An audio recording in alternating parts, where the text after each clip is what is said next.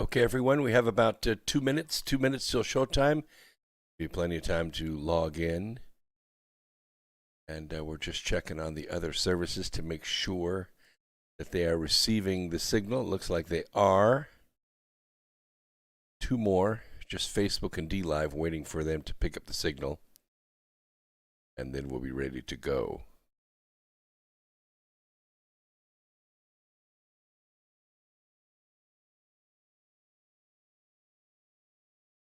Yay.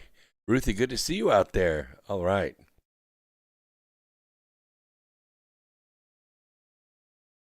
Alan, J. Scott Weller, good to see you out there too. We're still waiting for some reason, DLive is not picking up the signal. It says it's sending the data, but it's not picking it up yet. We'll know when it starts echoing that DLive has picked up. Got about a minute and a half before we start.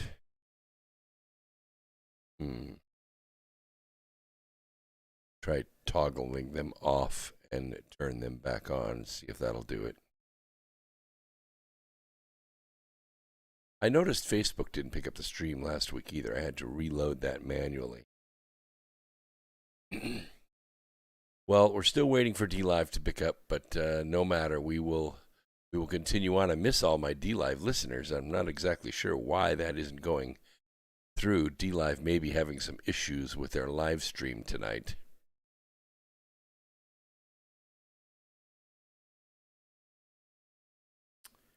Anyway, we're going to bring the studio in about 30 seconds at Truth Frequency Radio. So we stream through on audio on Sunday nights to their archives as well, and we use their caller board.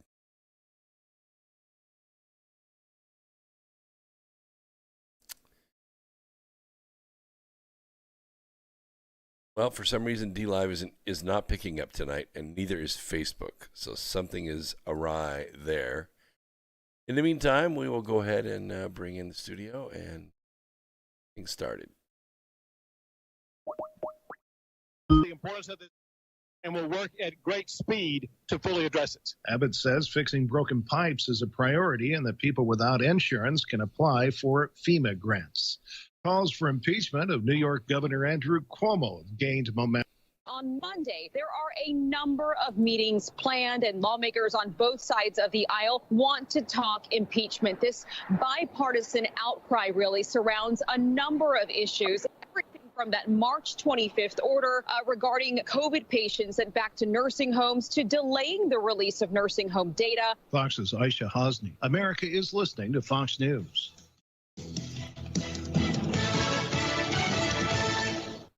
Join over 24,000 of some of the fastest growing companies in the world This who rely is the on that Truth same Frequency Radio Network. TFR. Truth Frequency Radio.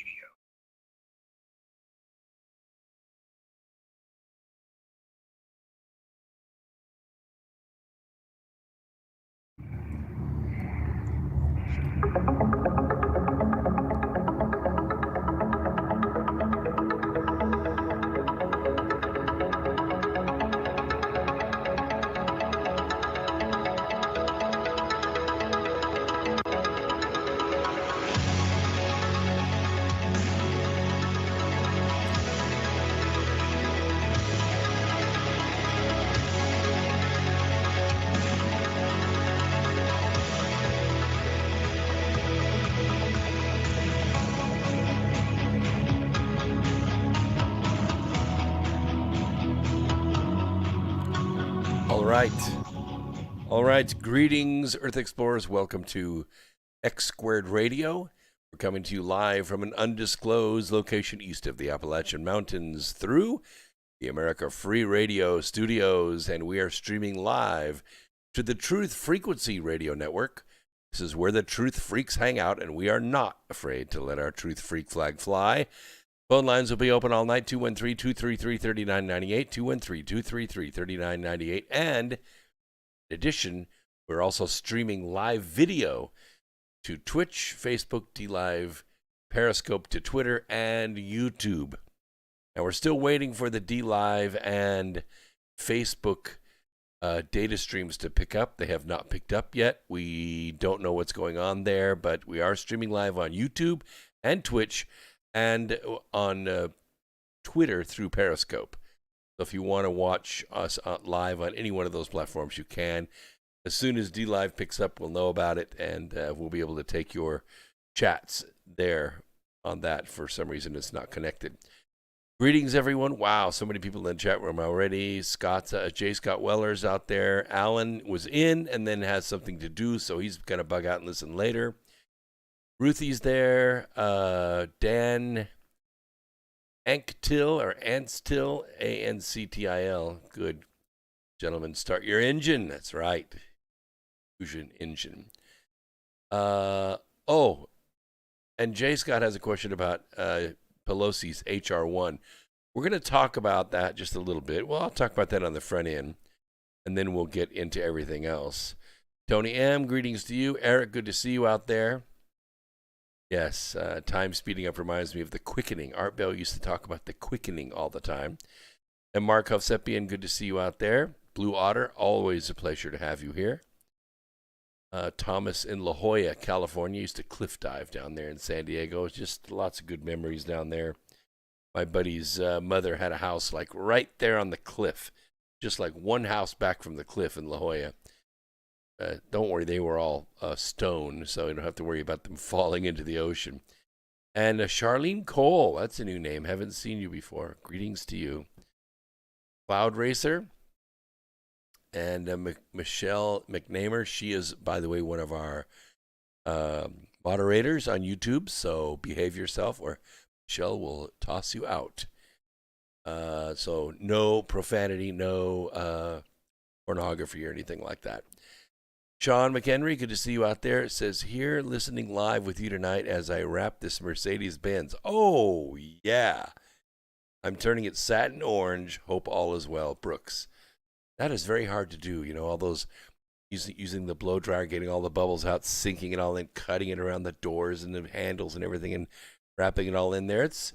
That's a job, man. You're earning your living there. That is very, very nice. Brandy Lou down there in Dallas. Hope your lines and everything were okay. I know all the snow and ice. It was cold down there. I remember that, but we didn't get so much snow and ice, and it wasn't zero. It was like, I don't know, 20 or 25. We can live through that, but zero, pipes start freezing. We've had it before. We, go through a lot of copper elbows, and yeah, it'll all come out okay. Rebel Yell, good to see you out there as well. Okay, let's go ahead and address HR1, and then we'll move on with other things. HR1 is a bill. It has really gained a lot of steam in the last 18 months. But Nancy Pelosi, first of all, you have to understand what's going on, is what's called proxy voting. Proxy voting is sort of like, there's 435 congressmen. There are about 218, 222, something like that, Democrats. So what most of the Democrats have said is, it's so hard to travel, and, the weather's bad, and I'm afraid of those terrible terrorist Trump supporters. I'm going to stay home. You go ahead and vote my vote. That's called proxy voting. So Pelosi goes to the floor, and she has 150 votes in her pocket. So whatever she wants to do, that's what everybody wants to do. And, it's no big surprise, Earth Explorers. They've been doing this for 30 years. Oh, they all show up. They all read their lines as they're handed out to them on the little index cards, if they're functionally literate. Some of them are not. They can't read. You could watch them stumble through speech after speech, and you go, oh my gosh, please get me a sixth grader up there that could read. The issue is they've all been voting in lockstep for 3 decades. It's the same thing as proxy voting, so it's no big surprise. But here's where it gets dangerous. Nancy Pelosi has a pathology. In other words, she has a psychosis. She believes that she is the most powerful woman in the world. And maybe she is. 3 heartbeats away from the presidency. She knows Kamala Harris doesn't belong there. She knows Virtual Joe is on his last leg. He's going to stroke out completely pretty soon, and he's going to be a lip-smacking, drooling old man sitting in a chair, staring off at 1965. He's not going to be here. She knows that. Everyone knows that.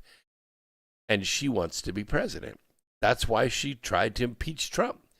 That's why, because she knew if she could get Trump and Pence out of the way, well, you know the way the Constitution works, right? So they have a business model that now works for them. And that business model is called mail-in ballots. Or I guess I should rename it mail-out ballots. We don't care if you've requested a ballot. We're going to send you one anyway. If you've ever voted, or if you've ever thought of, or if we have ever thought about you voting, we're going to send you a ballot. And don't worry about it. Don't throw it in the trash. We're going to send somebody by your house, and we're going to pick that ballot up. Don't worry about it. We'll take care. You want $20? No problem. 100? In Minnesota, they were paying $200 for a ballot. You get mailed a ballot. You don't want to vote it. You don't know what to do. Don't worry about it. Somebody's going to come through your complex. They're going to knock on the door and say, here's $200. Thank you very much for your ballot. Oh, just sign it right there. Yeah, just sign it. Yeah, and we'll take care of it from there. And this business model works for them because they can then put their own people in, and it doesn't matter how many people really show up to vote on election day. It doesn't matter. If we had 63 million, they have more. If we had 65 million, they have more. 68 million, 70 million, no problem. We can get more. 75 million, no problem. We'll get more. And that's the big problem. H.R. 1 is a path to a mail-out ballot that can come back in with no signature, no address, no identifying marks on it whatsoever, just the votes. Just the votes. And truth be known, just the Democrat votes. Okay? We don't want any other ballots, just those. And they will never lose again. They will never lose again. Republicans can never win on a mail-out ballot scheme. Why? Because, for one thing, we don't do ballot harvesting. We don't have a network the way they have it. And if we do get one, all is lost anyway. Our republic is done. So that's why H.R. 1 is a big, big problem. It's a big problem. And that's my understanding of H.R. 1. Yeah, this for a job that pays $400,000 a year. Oh, that's just the base pay, Mark, just the base pay. What really is important is you get to know what they're going to do to the stock market days before it happens. So you can go buy the stocks cheap or option them cheap. You know, $50,000, you can easily option $250,000 worth of stock. Well, 2 or 3 trades like that when you already know what the stock's going to do because you're the one voting on the bill in a week. And you know the president's going to sign it or it's going to be an executive order. Everybody knows already. Nancy Pelosi knew all about everything that was going to go on with Tesla. She knew all about it. With the announcement that all the vehicles in the federal government were going to be switched over to electric, they already knew about it. As soon as Joe made the statement, he hasn't signed it yet, by the way, he hasn't signed it yet. But as soon as he made the statement, Pelosi's $1 million worth of stock made $400,000, just like that. See, they're a whole year's pay in one day, just because you just happen to be in the right place at the right time. That's why 535 people in Congress and the Senate, that's why they're all multimillionaires, because they inside trade like that. Just so you know. Blue Otter says he left Oregon in December of 2020. Good for you. I have a friend who is a real estate magnate and bugged out of Oregon as well. I'm sorry, Washington. Seattle was becoming a war zone. Nobody went there anymore. She had good properties, rental properties, home, all that stuff. Out. And you know the interesting thing, Mark?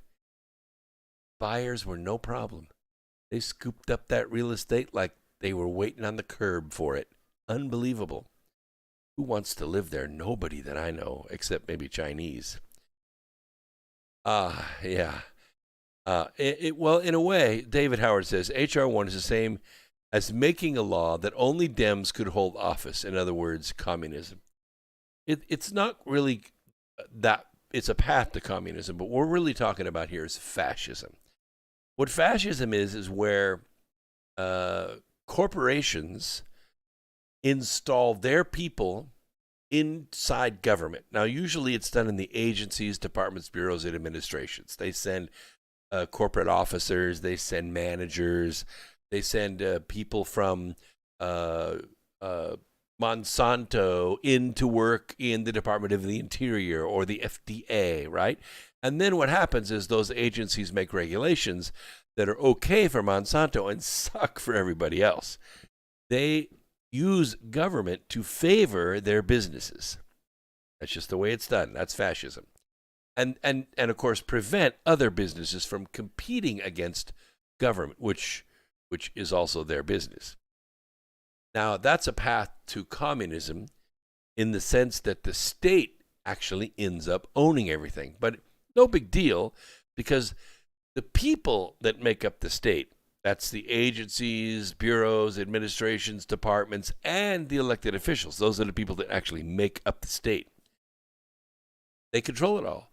They control the paycheck. They control the bank book.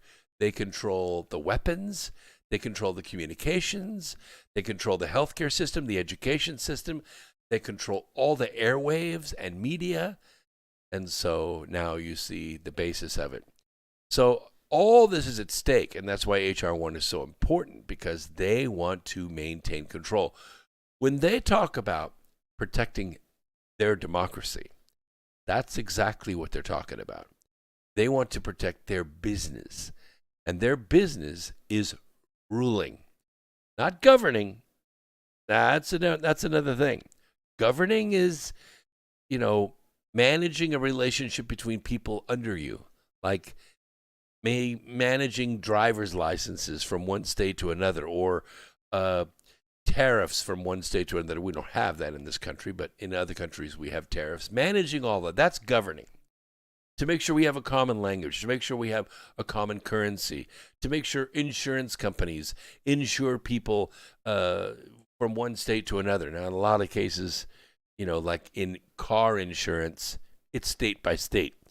So, for instance, if you live in Kansas and you have insurance with, I don't know, pick one, State Farm, and then you move to Missouri, 60 miles away, you move to another town in Missouri. You are now dropped in Kansas and you're rewritten in Missouri. And chances are your rates will change because the State Farm agency or the State Farm authority in Missouri has rated your demographic, your car, your age, your sex differently than Kansas did. And so you're going to pay a different rate because you fall under a different algorithm. And that's the issue. That's the big issue. What we really want to do is we want to have our insurance written across state lines so that somebody in Florida can insure somebody in Nebraska. It isn't that way. Although car insurance is pretty inexpensive because you have a choice between State Farm and Liberty and Farm Bureau and Progressive and all the other insurance companies, high risk, low risk, all kinds of insurance companies, and that's why the rates are competitive. If you fall within a certain driving habit and automobile style, then you get a certain rate. That's just the way it is. It should be that way in healthcare. You should be able to have 10, 15 different insurance companies competing for your business. And of course, government got involved and that stopped it all because there's a lot of money in that business. I'm so sorry. DLive and Facebook are not picking up the stream. It is just a quirk. Maybe they have blocked the stream key, and I'll have to dig into that. This is the first time that this has happened. But people are watching on Twitter and Twitch. If you want to, it's the same deal with Twitch. If you have been listening to me on DLive in the past, no problem. Just switch over to Twitch, twitch.com. Go there, sign up, same name, Brooks Agnew, same rate, free, and then you can listen to the stream there as well. And that way it kind of builds up my Twitch presence as well. So just so you know, you have choices. You have choices. All right, let's get started because we have a lot to go over tonight. But I always respond to the chat room because you're my peeps, because I'm responsive to you. The theme for tonight is time speeding up. And I know what you're thinking. You're thinking that time is speeding up. It feels like that because so much is coming at us all at once. And perhaps it is a function of, our 24-hour news cycle, that we used to have news at 6 and 11. Those of you that are old enough to remember that, you waited for the news until after dinner at 6 p.m. The news came on. And then you got the rundown on everything. And then they repeated the news plus any extra things that they learned at 11 o'clock. It wasn't until 1991 that they started doing 24-hour news. And we weren't used to it. And we were glued to it. We were like addicts. We had to have it. Perhaps it is the electronic environment with extended daytime provided by lights and multi-time zone access to live events. Is time moving at the same rate it has moved for thousands of years? Perhaps what is really happening is a compression of awareness that occurs, and we have more of a database from which to draw for comparison. Like, where did time go? Middle-aged and older adults often say this. Many of us feel that time passes more quickly as we age, a perception that can lead to regrets. Why didn't I do this? Why didn't I do that? According to psychologist and BBC columnist Claudia Hammond, the sensation that time speeds up as you get older is one of the biggest mysteries of the experience of time. Fortunately, our attempts to unravel this mystery have yielded some intriguing findings. In 2005, for instance, psychologists Mark Whitman and Sandra Lenhoff, both then at Ludwig Maximilian University of Munich, surveyed 499 participants ranging in age from 14 to 94 years old about the pace at which they felt time was moving, from very slowly to very fast. Now, for short durations, a week, a month, maybe even a year, the subject's perception of time did not appear to increase with age. Most participants felt that the clock ticked by quickly, but for longer durations, like 5 years or a decade, a pattern emerged. Older people tended to perceive time as moving faster. When asked to reflect on their lives, the participants older than 40 felt that time elapsed slowly, while in their childhood, but then accelerated steadily through their teenage years into early adulthood. Now, there are good reasons why older people feel that way. When it comes to, how we perceive time, humans can estimate the length of an event from two very different perspectives. A prospective vantage, while an event's still occurring, or a retrospective one after it has ended. In addition, our experience of time varies with whatever we are doing and how we feel about it. In fact, time does fly when, we're having fun, when we're busy, right? I mean, sometimes the workday, it ends and you go, wow, I can't believe it's 4 o'clock already. And some days it's like you've already done a bunch and you look down, it's 10:30 in the morning. You go, holy crap. You mean I got to stay till 4 o'clock? Engaging in a novel exploit makes time appear to pass more quickly in the moment. But if we remember that activity later on, it will seem to have lasted longer than more mundane experiences. Why is that? What is the reason for that? Well, see, our brain encodes new experiences, but it doesn't encode familiar ones. When you come across a familiar exercise, something you do all the time, brush your teeth, fill out a report, walk across the plant floor, drive to work.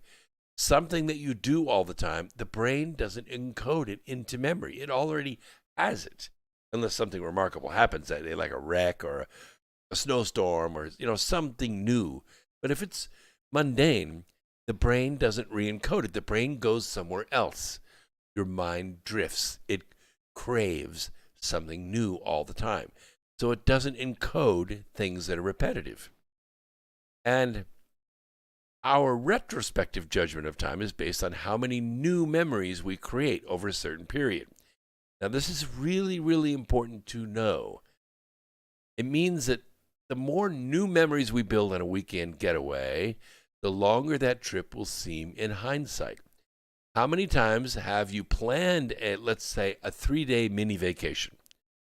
You're going to take Saturday, Sunday, and Monday, and you're going to bug out. You're going to go do something.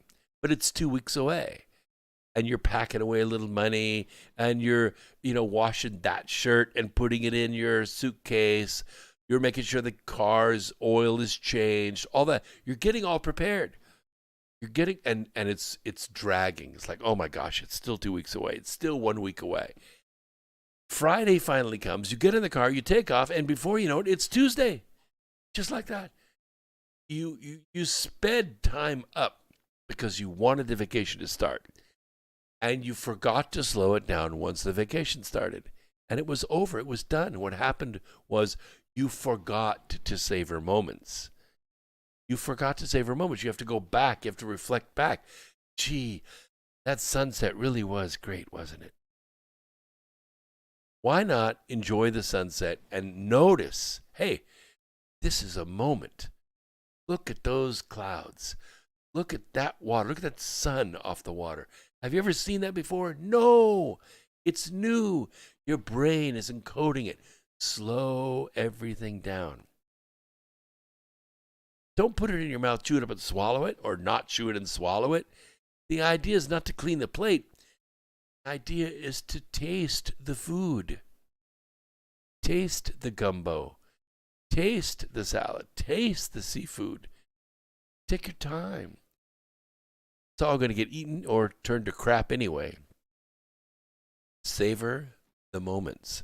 From childhood to early adulthood, we have many fresh experiences, and we learn countless new skills. As adults, though, our lives become more routine. We've seen it before. We've done it before. We've been there before. And we experience fewer unfamiliar moments. And this is the tragedy of growing old. This is why you should seek out new things to do, new places to go, new people to meet. Don't play the same cards on Friday night. Don't go to the same restaurant and order the same thing off the same menu every Friday night. See what I'm saying? As a result, our early years tend to be relatively overrepresented in our autobiographical memory, and, on reflection, seem to have lasted longer. Of course, this means we can also slow down later in life. We can alter our perceptions by keeping our brain active, continually learning things and ideas and exploring new places. And I have a different way of looking at this. It's going to blow your mind. And we're going to let TFR go to break here in about 20 seconds. And then I will explain it to you because it's quite fascinating. It's quite fascinating. If we were to take an extended vacation to actually escape and retire someplace where there's not so much happening, like, southern Mexico or maybe Ecuador, and our psyche slows down to meet that pace, you may never be able to return to Earth at the current velocity. Just saying, you will lose the ability to stay up at this pace. For some reason, we're not getting break music at TFR. This has happened before, so we're not going to let TFR go to break. We're going to keep them on, and we're going to roll right through it. The clock says that we are on break at TFR, but since there was no break music, we will just continue as usual. Oh, there we go. So the show clock is a little bit off. No problem, no problem. We'll bring them back in 3 minutes. Now, it might be a little unfair for me to analyze this, for everyone. Let me take a sip.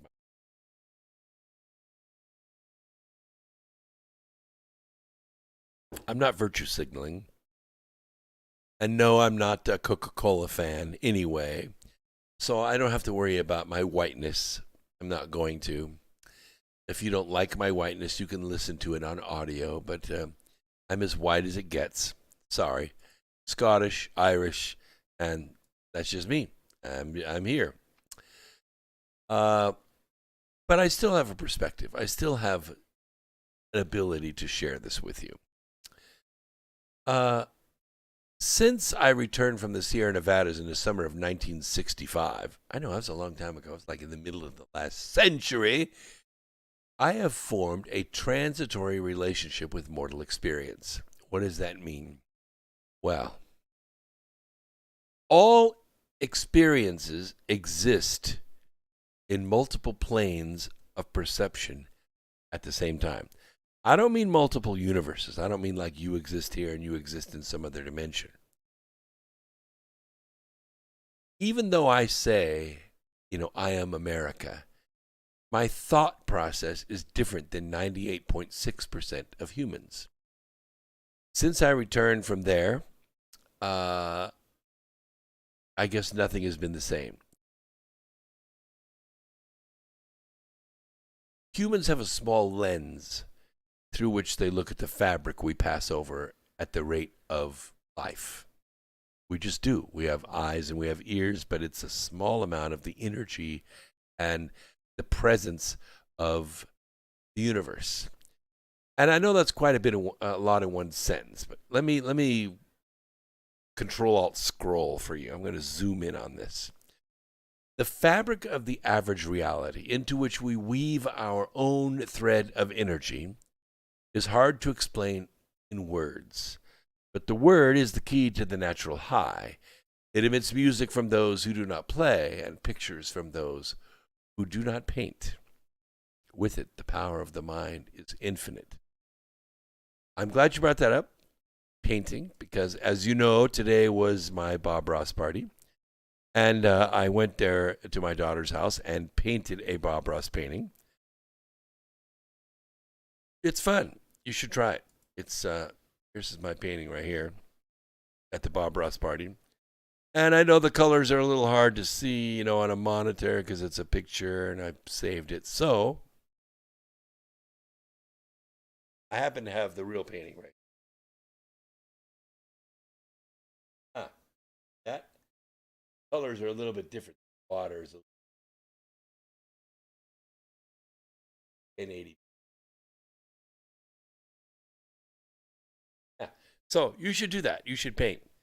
Painting is a way of slowing down your perception and reaching deeper into things to notice them. Bring the studio back on now. I think that they should be through their music. We'll see.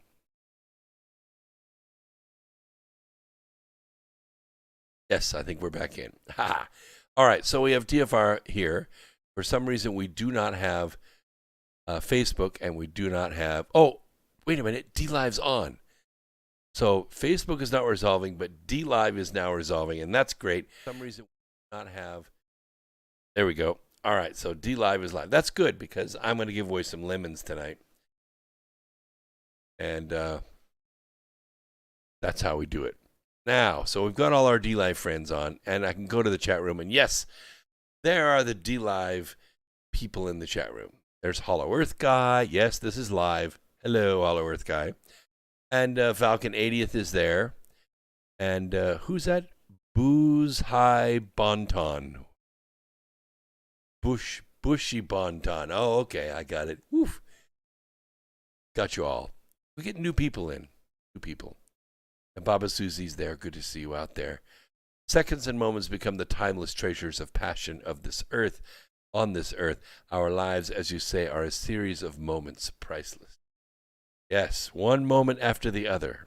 Try to do it that way. You'll have a much richer life. Not that you can do an A-B comparison. It's not like, hey, I lived my life this way, and then I lived my life that way, and I got a lot more out of life this way. Sorry, you just get one pass through each mortality. And so you have to do the A-B comparison for yourself. If you have not seen it, let me just insert this right here. You should go watch the movie About Time. I think it's on Hulu. I'm pretty sure it's on Hulu. It's called About Time. It's not a movie that you would select, not one you would see in the theater. But it will give you a very interesting perspective about time.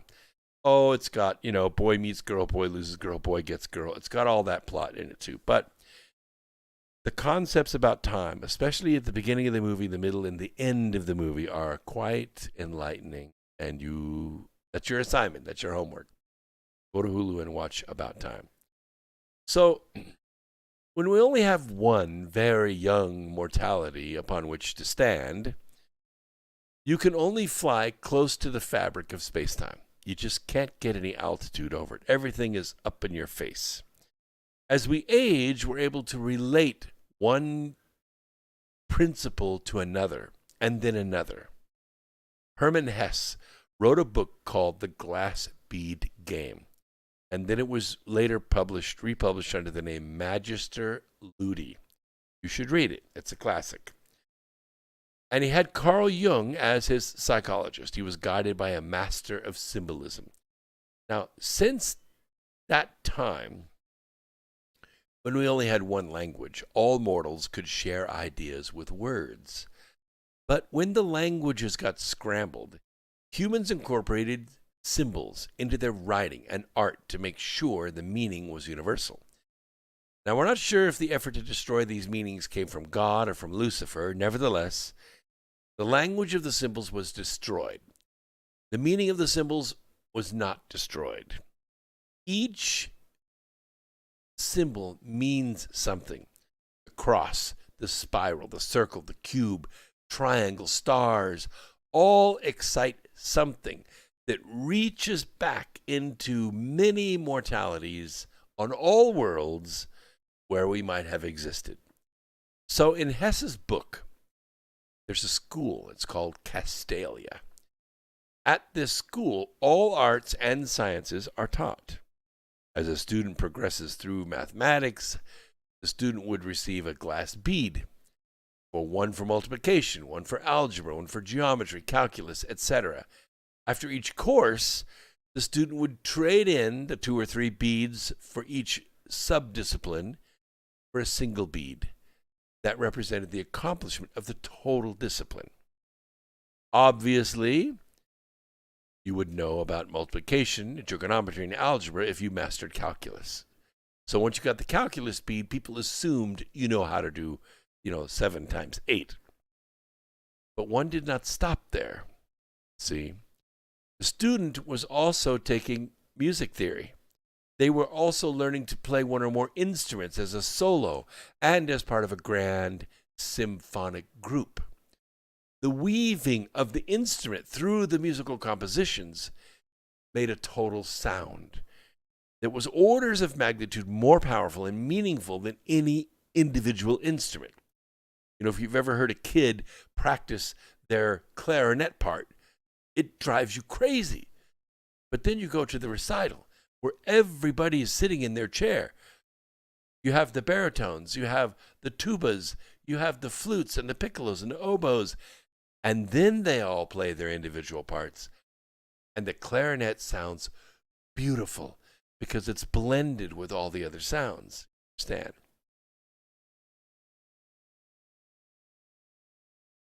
Finally, at the end of the journey,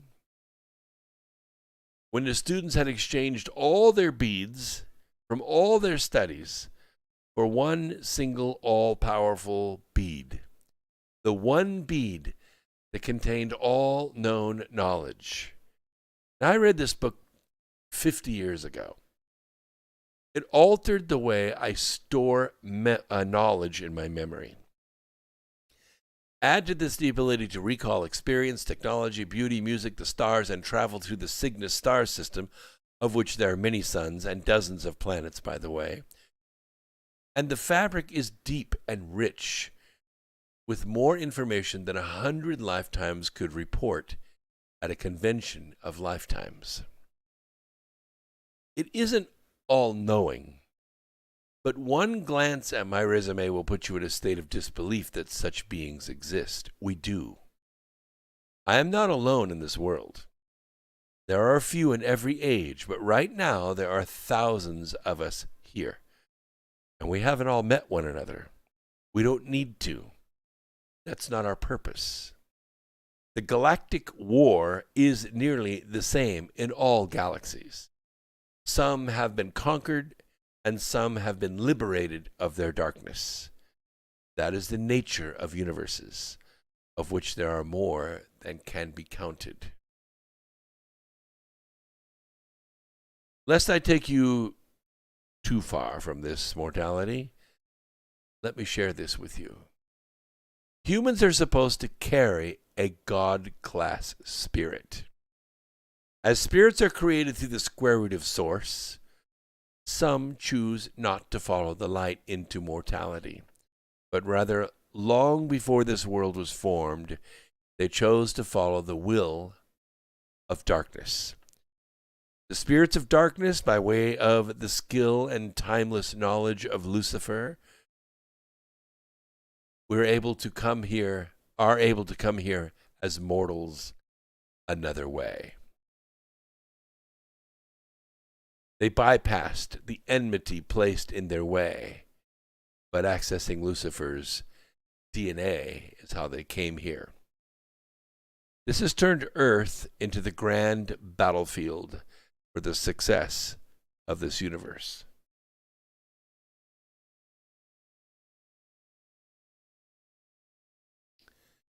Civilizations on other worlds have also been conquered the way Earth was conquered, but they do not have a path to victory except through the Akashic record of Earth.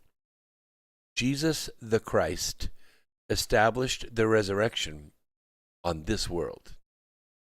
All other worlds waited for him to be born, live, and die, and be resurrected on this world. Our pathway is also their pathway. To everything there is a season. To seasons there are ages. And the end of the age is upon us right now.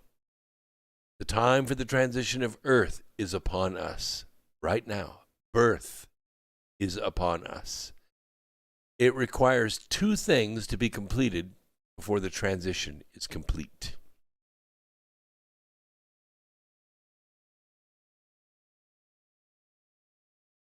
First is the grand separation.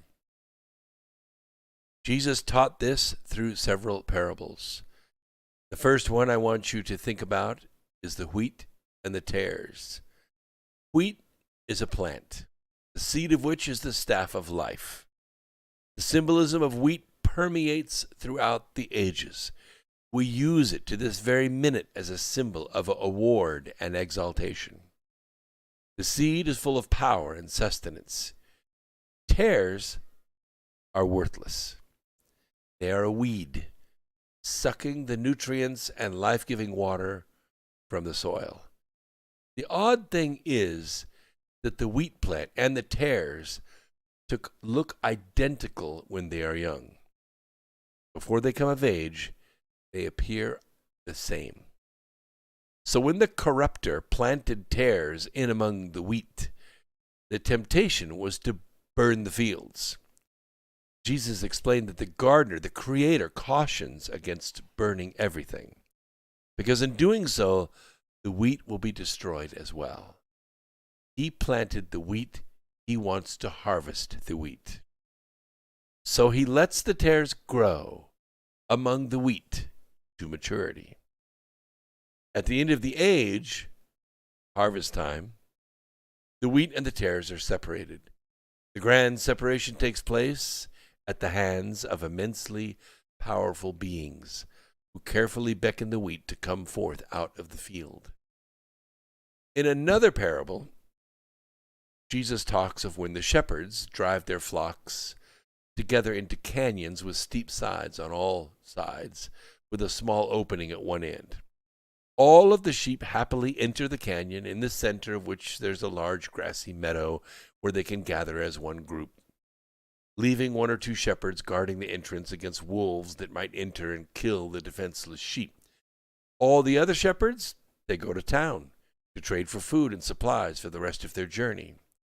When the days are done trading, one by one the shepherds return to the canyon and they call out their sheep. When asked, how can this happen without mayhem and confusion, without all the sheep running out of the canyon at once, or a shepherd withdrawing sheep that belong to another flock? Jesus answered very carefully and said, and the sheep hear his voice, and he calleth his own sheep by name, and leadeth them out. And when he putteth forth his own sheep, he goeth before them, and the sheep follow him, for they know his voice. And a stranger will they not follow, but will flee from him, for they know not the voice of strangers. This parable spake Jesus unto them, but they understood not what things they were which he spake unto them. But you understand, don't you? The second thing that must occur is the gathering. And this is done for worlds. Did you get that? For worlds. Humans are nearly as timeless as the universe itself. For we were created as the universe was formed. Trillions of spirits, nearly identical, 2 by 2, in a square root function as source divided itself to form an individual soul address for each of us. In the beginning, we are very nearly identical. As mortality is a process of completion of the spirit to become source again, these spirits diverge. That is to say, in a very short number of mortalities, no two spirits are identical anymore for a long, long period. Many, many ages pass, and we change and grow and learn and die and live again. Then, close to the end of all ages, when we have overcome everything, we become very much alike again. Completeness is completeness, except for one thing. The desire of the completed being will determine if it will become light or darkness. A completely dark soul and completely light soul are nearly identical in every way, except they cannot exist in the same space. Hence, when the age is complete, as Jesus in answer to the disciples said this, they came to him and said, tell us, when will these things be? And what will be the sign of your coming at the end of the age? And Jesus answered them, see that no one leads you astray. For many will come in my name, saying, I am the Christ, and they will lead many astray. And you will hear of wars and rumors of wars. See that you are not alarmed, for this must take place. But the end is not yet. For nation will rise against nation, kingdom against kingdom, and there will be famines and earthquakes in various places. All these are just the beginning of the birth pains. Then they will deliver you up to tribulation and put you to death, and you will be hated by all nations for my name's sake. And then many will fall away and betray one another and hate one another. And many false prophets will arise and lead many astray. And because lawlessness will be increased, the love of many will grow cold. But the one who endures to the end will be saved. And this gospel of the kingdom will be proclaimed throughout the whole world as a testimony to all nations. And then the end will come. The end of the age is here. The grand separation is nearly complete. Oh, they call it the cancel culture, but that is just their name for it. We know the voice of our shepherd. You have heard it, or you would not be here tonight. If you're not sure you have heard it, then you haven't. Your heart swells with compassion for the children who are being killed every day in the name of darkness, then you may have heard it. When you cover your mouth in abhorrence as evil leaders with dominion, as they suppose, sweep through the land and plunge you into poverty or silence your voice or mercilessly attack your protectors, you may have heard the voice. The fabric is a canvas of average reality that just flows beneath you as you run or fly to the end of time. Time is a perception created by the sentient beings in this universe to slow down the universe so that it will exist. At the speed of light, it's still the singularity.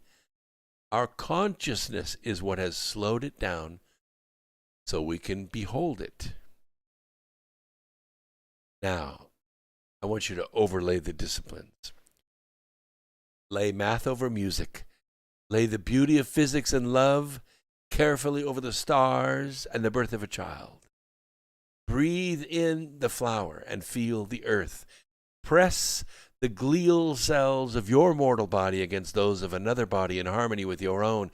Move across the fabric with your heart open and listen for the voice that will gather you together, far away from the darkness. The gathering is still in the early stages, and most of you have already been separated from the rest of humanity. Many of you have lost friends already, family, jobs, businesses, social groups, where you have otherwise been welcomed for many years. But fear not, you are not alone. Consider the parable of the 10 virgins, 5 of whom had their lamps full and were ready when the groom called. 5 were not ready and tried to rush out and fill their lamps, but could not find the necessary fluid.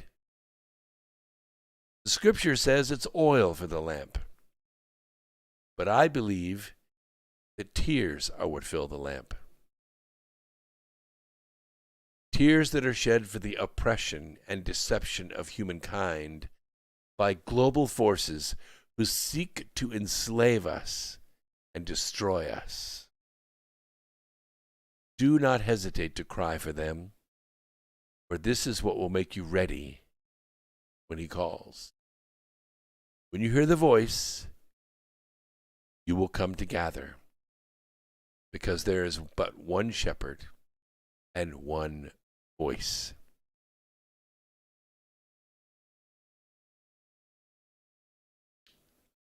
My friend Mona out there in Oregon, sent me this to me today. The LA County coroner said that they've had more suicides in the past 9 months than in the previous 30 years combined. This is my friend David Paulides' video about the loss of his 29-year-old son, who was so distraught over not being able to be with his Krishna group because of the lockdowns that he killed himself about 3 weeks ago. I had recently read that the most hard-hit people by the lockdowns are the preteens and teens who cannot go out or be with any of their friends. Saw a story about a 12-year-old boy who killed himself a couple of weeks ago as well. In fact, one of the impeachment manager's own sons committed suicide for this very reason. And this is one of the reasons why, Mona, these days will be shortened. Mankind is at risk of being utterly destroyed by Virtual Joe and his masters with the global syndicate. When it has become clear that no amount of voting will fix this problem, another solution will be made available. There is a time when good men and women must make a stand. We have to save the very most vulnerable and delicate of our society, or we will all be lost. We must do more than resist. We must be smart, and we must ally with one another so we can support one another. Look for the local merchant who needs our business. Walk away from the globalists. When you get ready to buy, think village. Smaller markets, smaller restaurants, smaller stores, dress shops, groceries, gas stations, and entertainment. That is how we beat them. Shut off their money. No more ads bought on social media. No more buying online if you can help it. Spend a little more and let's get our country back. Support those businesses who don't demand the mask for entry. They're out there. So let's do it. That's the solution. That's how we get it back. Okay, and YouTube says, agreed, stick with the local stores, support them, and this is a very important point he makes in the chat room, let them know they are doing a great job. Let them know that you walked away from Walmart, that you walked out of the mall, that you could have bought this and had it by Wednesday on Amazon, but you came to their store. They'll know, but they need to hear it. They'll know why. They just need to hear it. Baba Susie says, buy local and support a family that truly is your neighbor. I can tell you it makes a big difference. 5 new businesses started in Odessa, Washington when we built that biodiesel plant. 5. And they thrived because we were there, because we brought our money there. Bob Hawk, I haven't seen you before on YouTube, but he says, love the parables and your insight. Truth never changes. Thank you. You're very welcome. And thank you for listening tonight. More than you know. Means so much to me. And Hollow Earth Guy, this is a hard thing, because we're kind of Friday afternoon at 2 o'clock addicted to Amazon. He says, stop buying on Amazon. I have to tell you, there's a lot of people that have Amazon businesses. I would say stop buying from Amazon. But there are a lot of people that have Amazon stores. And they're just like 2 dudes. There's some woman working in, Rhode Island. There are people that have Amazon stores. You could buy from them. That's still small. That's still not local to you, but it's small. You're not buying from the globalists. Amazon shipping it, yes. And they have to pay Amazon to be there in the Amazon mall, but you're still staying on the straight and narrow. Don't buy directly from Amazon. Buy from somebody you know or somebody that's local to you. Yes. More Free Thinker says lockdown as killed. It's solitary confinement. We'll put the mask on you so that you can't communicate, because what you say is not nearly as effective as how you say it. What does your face look like while you're saying it? When people face you walking the other way, and all you can see is their eyes above that elastic little metal thing that's under their eyes, you can't tell if they're smiling at you. People don't want to meet eyes when their face is covered. You don't know if they're smiling. You don't know if they're mouthing profanities at you. It's horrible for our society. And some 51% of our population in the United States has already been exposed to this virus. I don't mind telling you, another 10 or 11%, and we're at herd immunity. We don't need a vaccine. It's done. You're immune for life. You will never, ever get it again, unless you've got some weird immune system. But I'm telling you, we walk through a sea of viruses and microbes every single day. We have since the moment we spat the amniotic fluid out of our mouths and our nose. You already have the greatest immune system the world has ever known. If it were not so, the human race would have been wiped out a long time ago. Once you gain an immunity, to a virus. You're immune for life to that virus. Never goes away. Then a virus may mutate, but it's never going to have as drastic an effect on you. That's why you can get a flu shot 1 year, and you won't get the flu for 10 years. Because some variant in that flu you already carry antibodies for. Already carry antibodies for it. Once you've been exposed to this, symptoms or not, you now have the antibodies in your system and you don't need a vaccine. I'll probably get kicked off YouTube just for saying that. Somebody asked me the other day, well, you're old. Are you going to get the virus? I said, are you kidding me? No way. Look at Spain. Spain halted their vaccination program. You know why? 14 nurses died within hours of getting that vaccine. They died. Healthcare workers are saying, hell no, I'm not getting this vaccine. Forget it. 86% of people, according to the CDC, 86% of people have a reaction to that virus. I mean, wow. And they're now saying if you're pregnant, don't get the virus. I'm saying if you're of childbearing age, don't get the virus. Kelly, good to see you out there. Where do you get those little emojis? I see a butterfly, a heart, a hand. That's cool. Hollow Earth guy says, good point, Brooks supports small guys on Amazon, but Bezos, he is actively working to destroy the populist movement. And keep in mind what a lot of times if you have a successful Amazon business, Bezos will direct Amazon to develop a product to compete against you. And they will compete against their own Amazon stores. Yeah, it's crazy. Brandy Lou, I'm just saying I'm not taking the vaccine. I'm not advising anybody directly to not take the vaccine. If you think you want to risk it, go ahead.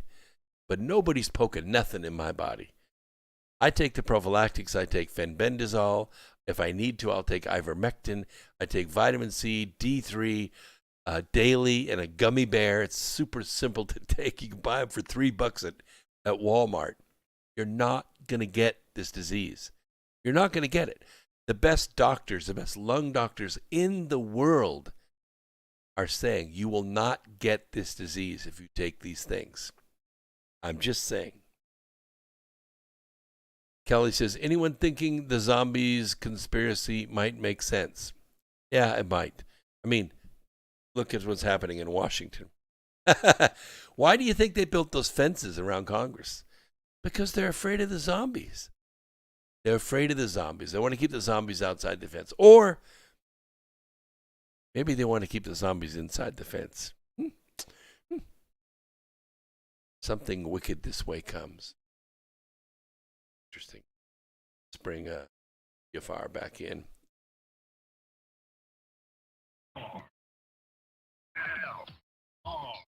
Frequency radio.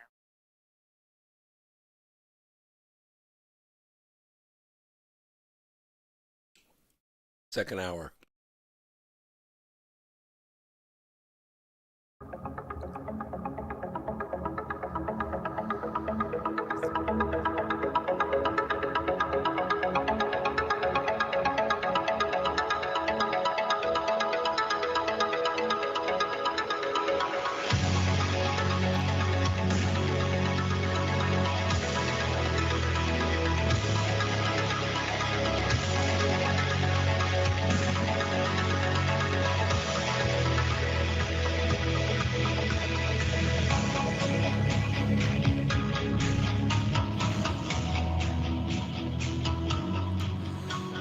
Hey, by the way, I had somebody in the chat room, it's scrolled up now a long ways, said that they bought the Charm of Favor audiobook and said they didn't like the quality of it. No, I have the Charm of Favor audiobook right here on my pad. And sometimes when I fly, I will bring it up and I'll listen to it. I got to tell you, I've listened to the whole book several times. The quality's pretty good. It's pretty good. I have not had any complaints, and thousands of people have listened to that book. So if you got maybe your device, have you tried downloading it into YouTube, into iTunes and listening to it, with earbuds? Are you trying to play through your computer speaker? I just don't know. I mean, that audiobook is very high quality. It's very quiet. The voices are good. I've had people in New York listen to that audiobook and swear it should be a feature film from that audiobook. So you might check your device. But if you do and you're still not satisfied, I'll be happy to refund your $8. Okay? You can just have the audiobook for free because I don't want to lose you as a reader. So my daughter for Christmas gave me the neatest gift. And I shared this with you in an earlier episode before Christmas. But she sent me this Bob Ross painting party coupon. You see that? Never expire. Bob Ross. It's just good. It's one of the neatest little cards I've ever gotten. Well, it is probably the neatest. And we painted. We did it. So it was very cool. This is my painting from today. My Bob Ross party. See the little stream with the trees and yeah. I'm not that good, okay? But you know, it's very relaxing. It's like therapy. You should try it. I'm serious. A Bob Ross party, it's a lot of fun. A lot of fun. All right, let's get back to it. TFR is back in the studio. Chat room is loaded with people. Some other people that listen to the Charm of Favor. What is it? Steve Quayle claimed, I know Steve, cities are going to release infected zombies from beneath the earth that infect you with their blood. Okay. That sounds like Steve. I mean, okay. I'm not going to say anything about that. Let's see.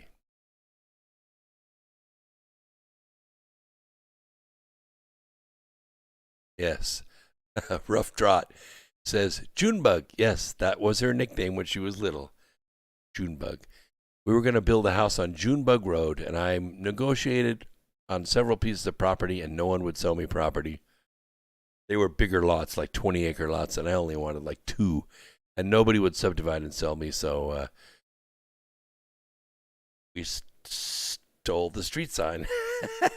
We stole the street sign, but anyway, we didn't build a house, but we got the street sign. It was cool. Come and get me then. Come and get me. David Howard, I read today about conjoined twins. Oh, Brittany and Abby, right. Brittany had pneumonia twice. Abby never did. How about that? That is so strange. You know, it's immune systems have a difficult time fighting off pneumonia because it is a bacteria that grows anaerobically. That is to say, it grows under the surface away from oxygen. When it's exposed to oxygen, it doesn't proliferate. It has to get sunk beneath a layer of mucus before it really begins to spread. But the bad thing about pneumonia is it grows in like grape clusters. That's why it's called pneumococci. COCCI means grape clusters in Latin. And these grape clusters, they latch on to the tissue. And the bacteria itself is kind of a white, clumpy kind of cauliflower-looking bacteria as it grows. And it spreads only underneath layers of thick mucus. So if you clear the lungs, get steroids in there and reoxygenate that mucus, then the pneumonia bacteria dies off.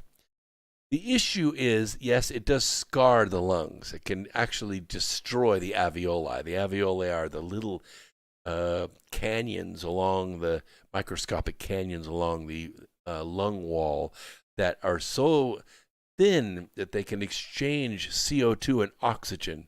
The hemoglobin of the blood comes close to it and can lift off the CO2, pick up an O2, and then carry on through the rest of the body. But that gets killed off by the pneumonia. Your lungs can actually become scarred, and they don't heal like normal organs do. And the other issue is that the pneumococci have a waste product. They poop, as it were, into your bloodstream, and that is toxic. It can cause toxemia, it means poisoning of the blood, and that's what you die of. That's why walking pneumonia can kill you, even though you kind of feel okay. All of a sudden, you just take a turn for the worse and you're dead just like that. That's the toxicity reaches into your system and it can kill you. So that's the issue, and that's why it's difficult to fight. Now, when you're young, you can kind of fight it off because your lungs are fresh. You haven't coughed a lot or smoked a lot or inhaled a lot of auto exhaust or other dust or things that would kill off the alveoli in your lungs. And so you can recover from it pretty easily. But when you're old, and when you're about 65 years old, you can become quite susceptible to adult pneumonia. And it can come on you in 3 days. You can be in very bad shape. Mostly because your lungs have been through hell already. You have sucked in and you've coughed a bazillion times. And all of that is harmful to the lungs. So you might want to consider taking a vaccine against adult pneumonia. That can help. It can help. That way the pneumococci doesn't get a foothold in your lungs. Most people have that bacteria in their lungs, but it doesn't proliferate. We don't build up mucus in our lungs. And that's one of the issues with COVID is this particular kind of flu has what's called a cytokine storm, which is where your body goes through this histamine reaction and mucus goes everywhere. In this particular strain, it collects in the lungs. That brings on the pneumonia, and the pneumonia kills you. So let's check our phone lines. Oh, we do have a caller out there. Been there 15 minutes. I apologize so much. John Doe in New York. Okay, John. Welcome to the program. What's on your mind in New York? Are you there? Hi. Can you hear me? Yes, I can hear you. Hi. I got a question along, have you ever heard of McAllister TV, Truth TV or whatever? What TV? McAllister. She's like got her own website. It's a website. Oh, I haven't heard of her. It sounds familiar. I don't follow Q. Heard of her. But anyway, go ahead with your question. Right. So, she's she's part of that. But I think it might have been someone else or whatever. It was probably McAllister TV, and they were, Gene Decode. Yeah, sure. Have you heard of him? Yeah. Okay, so he was part of the conversation, and they were talking about supposedly they found tunnels. Well, I already know tunnels are in it, but there's tunnels underneath the White House. And they found people that were obviously being trafficked and tortured in that. And then they also started getting into spiritual sacrificing, rising kind of like demonic entities and supposedly like aliens and whatnot. And so, these are people that are supposed to be pushing, truth about what's going on with stuff and whatever. So, there's this whole, I know I've been going into conspiracy stuff like 10 years now, so I already know about all the alien stuff, reptilians and all that. And so I'm just curious as to what your thoughts on all that, everything, especially with, I know the human trafficking stuff's real. I know the child sacrificing stuff is most likely also real, but whether or not, they're really summoning things or whatever, that stuff or whatever seems obviously a little far-fetched. Well, it sounds far-fetched until you start looking at the facts. When you go way back in the history, and you realize what went on in the Garden of Eden, that Lucifer did more than just beguile Eve. He impregnated her. And then Adam impregnated her. So when she had two sons, Cain and Abel, Cain had the DNA of Lucifer. Now, of course, Cain rose up and killed Abel and lived. But I always wondered why God let Cain live. Why didn't he just kill him and not let that DNA enter the human genome? But no, Cain goes off to the land of Nod and takes a wife, and over the millennia, his DNA has proliferated and gathers as a recessive gene throughout humanity. I believe that where that level of DNA reaches a certain threshold, that human body can then support a demon that can actually be born in the flesh in this world. They are born evil, And then it and they live evil. metamorphosizes into like a lizard thingy. Yeah, because here's the deal. If you particularly look at, and you can go way back to the Pharisees, you can go back to the time of Agamemnon, to Nebuchadnezzar, it's the same today. The dark side treasures their genealogy. These family lines, Rockefellers and Bushes, and they cherish their genealogy because they have that threshold of DNA that allows a demon to be born in the flesh. And they're very smart. And maybe they've had multiple mortalities in the same family line over thousands of years. And they're very evil. Which would be very... Yeah. They're born evil, they live evil, and they die evil. And they want to see... And they reincarnate evil. Yes, exactly. And they want to see the destruction of God's children. And how do you destroy us? Well, you can't just kill us. You have to get us to choose wickedness.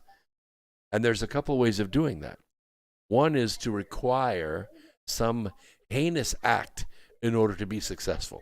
To be a movie star, to be a great singer, to be a wealthy banker, to be a businessman that's worth billions and billions of dollars. You have to do something heinous in order to get that kind of blessing in this world. And that's where the children come in. I think the abuse of children is a rite of passage to get into that realm of wickedness. Of course, once you do it, your soul is gone. Now, what was it I was about to say? When it comes to the reincarnation and all that. So, basically, Christians don't reincarnate, right? Or what is it, when it comes to you with Jesus now, what is your take on it? Because, like, in my opinion, I read the Bible, I kind of, like, skimmed through it. I read the whole thing, but, like, I didn't really study it. You know what I mean? I just, like, read through it. And I see the wisdom that it has in it, the lessons, teachings, and the morals and the principles. And I agree with the Old Testament a lot of things, not necessarily like the whole revenge of an eye for an eye type of deal, but like back then it was very wise to not eat shellfish or pork because they'd spoil fast and could use whatever you call it, use food poisoning and whatnot. And just, there's a lot of stuff in there. And then also the morals of the stories and stuff like that. One thing I didn't get was the whole why, who was it? I think it was Joseph lied or whatever the one time in Egypt or something. But the point, though, that I'm trying to get at is, what is your take on Jesus real quick? Like, I know you mentioned earlier the Jesus Christ. I know of the Jesus Christ, and it's supposed to be. Do you think it was like a consciousness? Or at least the Christ consciousness. I know you know that and stuff of that nature. So, yeah. So well, there are three questions there. The first one is do Christians reincarnate? I thoroughly believe, and I think everyone who searches their soul will know this too, that we are eternal beings having a mortal experience. And I think it's not that we have the mortal experience; we're having an amortal experience. Which means over time, we live multiple lives. Maybe not all here on this world. Maybe we're born on other worlds as well. And I don't know what the rules are about being reincarnated on one world over and over and over and over again until that world passes away, and then you can go to another one. But we are eternal beings having a mortal experience. That much I know. I, for one, have been able to access memories from another lifetime. I don't know who else has been able to do that, but I'm sure there are plenty who have. The second thing is you asked me about... Real quick, on that. Real quick, though.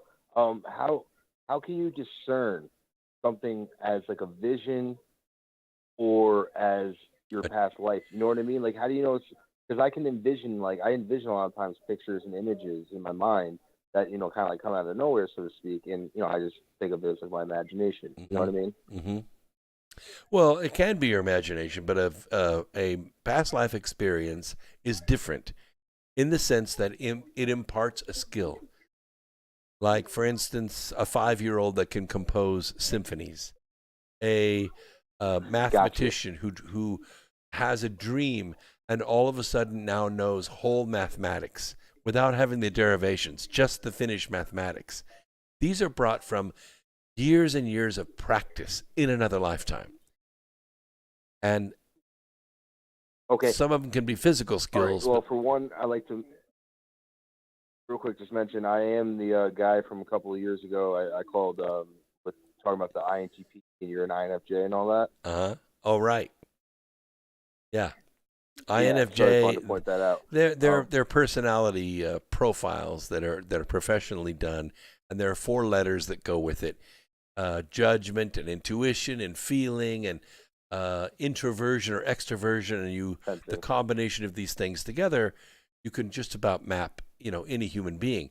The smallest and most idiosyncratic of these rankings is the INFJ, the introverted, intuitive, feeling judging. We're very empathic. We can understand other people. We also are loners, and we're also very creative. But it's a very, very small percentage. It's less than 2% of the human society is an INFJ.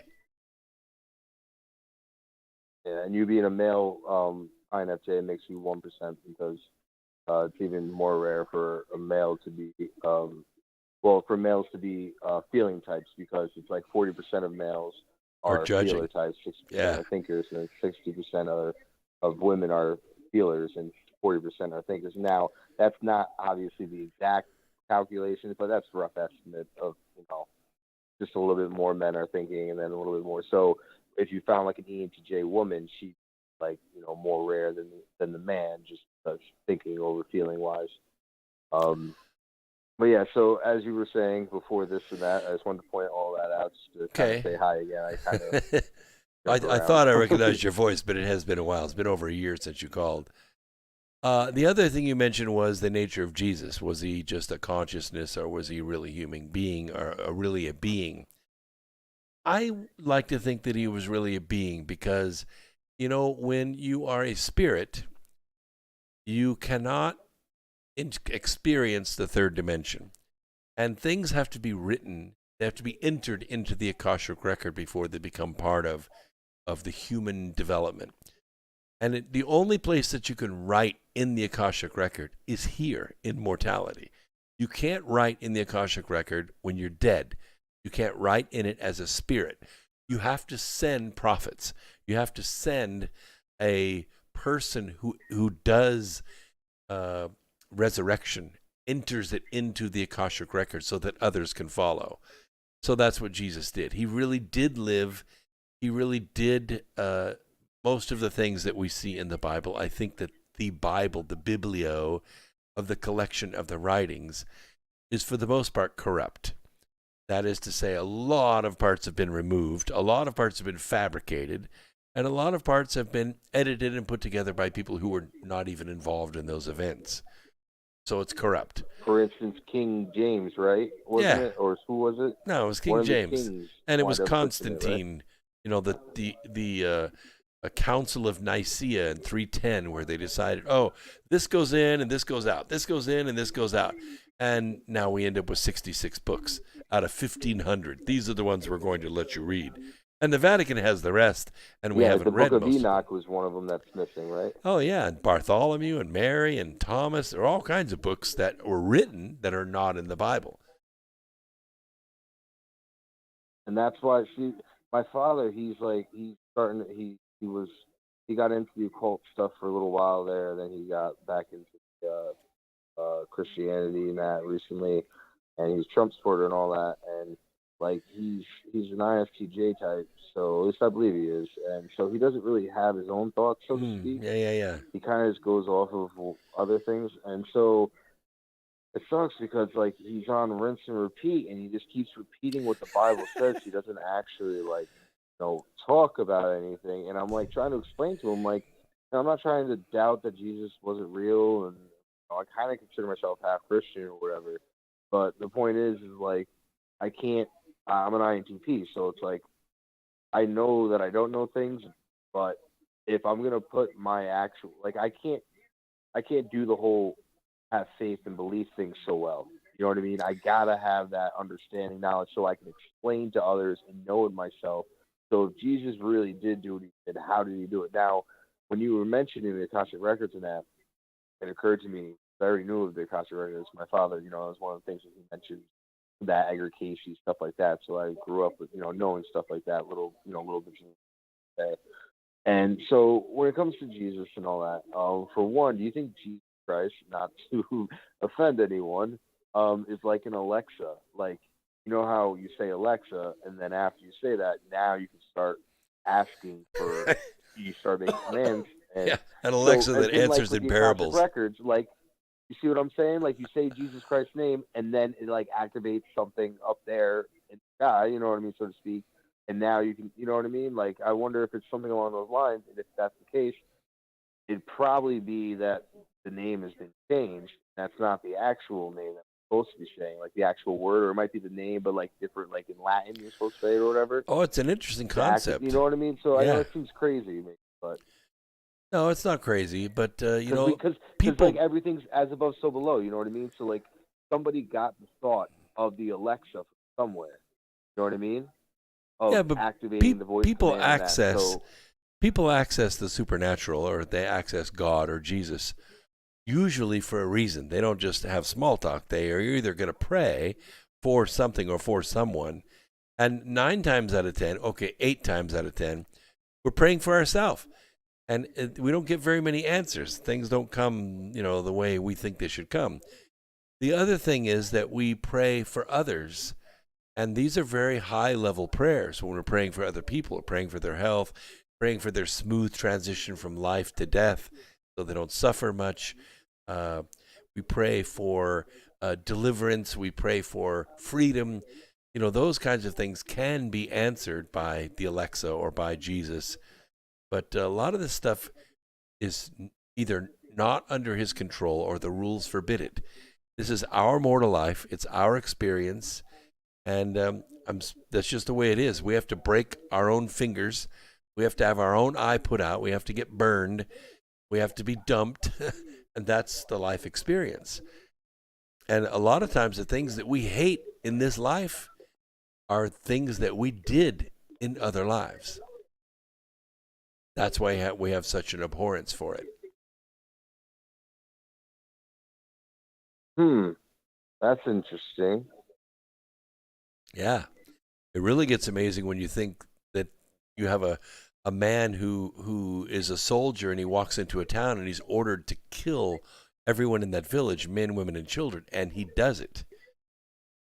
That's terrible. But then you think about the people in that village who knew they were going to be in that village and knew they were going to be killed on that day, and they still came for their mortal life. They get another one. All these babies that have been aborted, I promise you, they get a mortal life at some time or another. They get a mortal life. They get to live. They get to create life in their own image. But the sin of having killed them lives on. Do you think that we become too soft? Do we become what? Do you think that we've become too soft? At times, Because, yes. like what you're saying right there, a lot of people were like, it's hard for people to accept something like that. You know what I mean? Like this, you know what I mean? For people to accept something like that, like I can accept it, so to speak, to a degree, but it's a little hard for me to take it, and I'm like a really hardcore thinker. You know what I mean? Like I'm really detached from my feelings. So I'm just, Well, your opinion. TFR is going to take a quick break. Become... TFR is going to take a break in about 5 seconds, so I'm going to have to put you on hold, Okay. and I'll bring you back right after Okay. the break. So as soon as the break music starts, we'll let TFR take their break, and then we'll bring him back, John Doe in New York, and we'll finish this conversation, and then we'll go on with other things. Don't forget about the Manifestation Masterclass. The Manifestation Masterclass is coming up March 6th is the next session. We have one class each month. It's on a Saturday at noon. It takes 2 Saturdays to go through it, 2 consecutive Saturdays.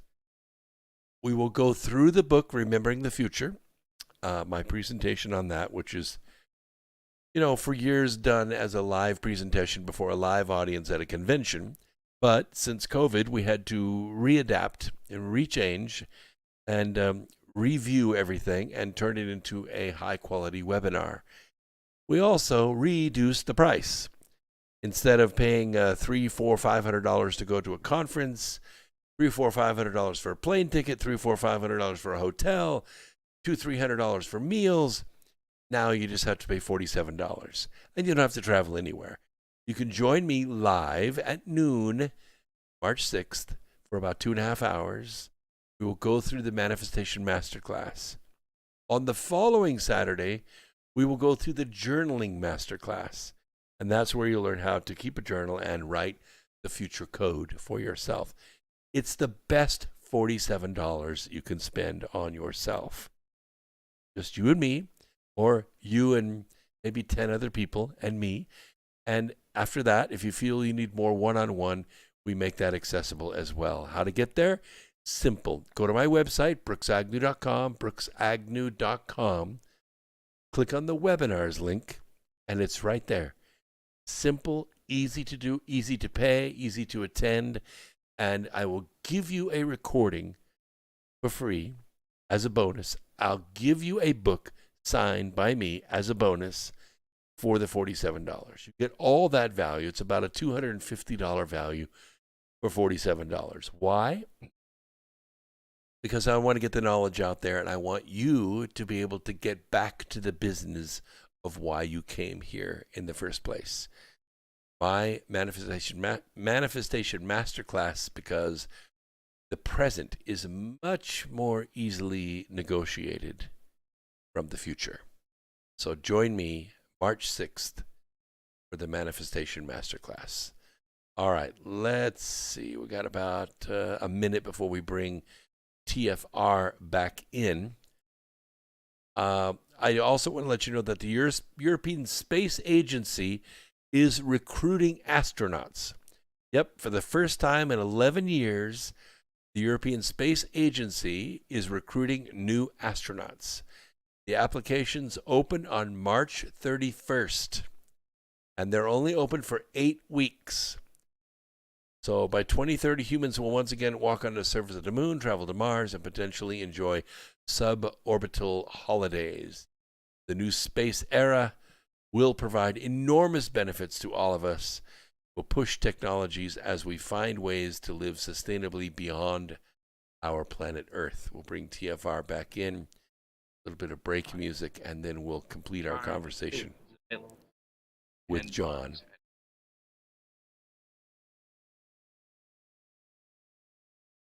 We are TFR.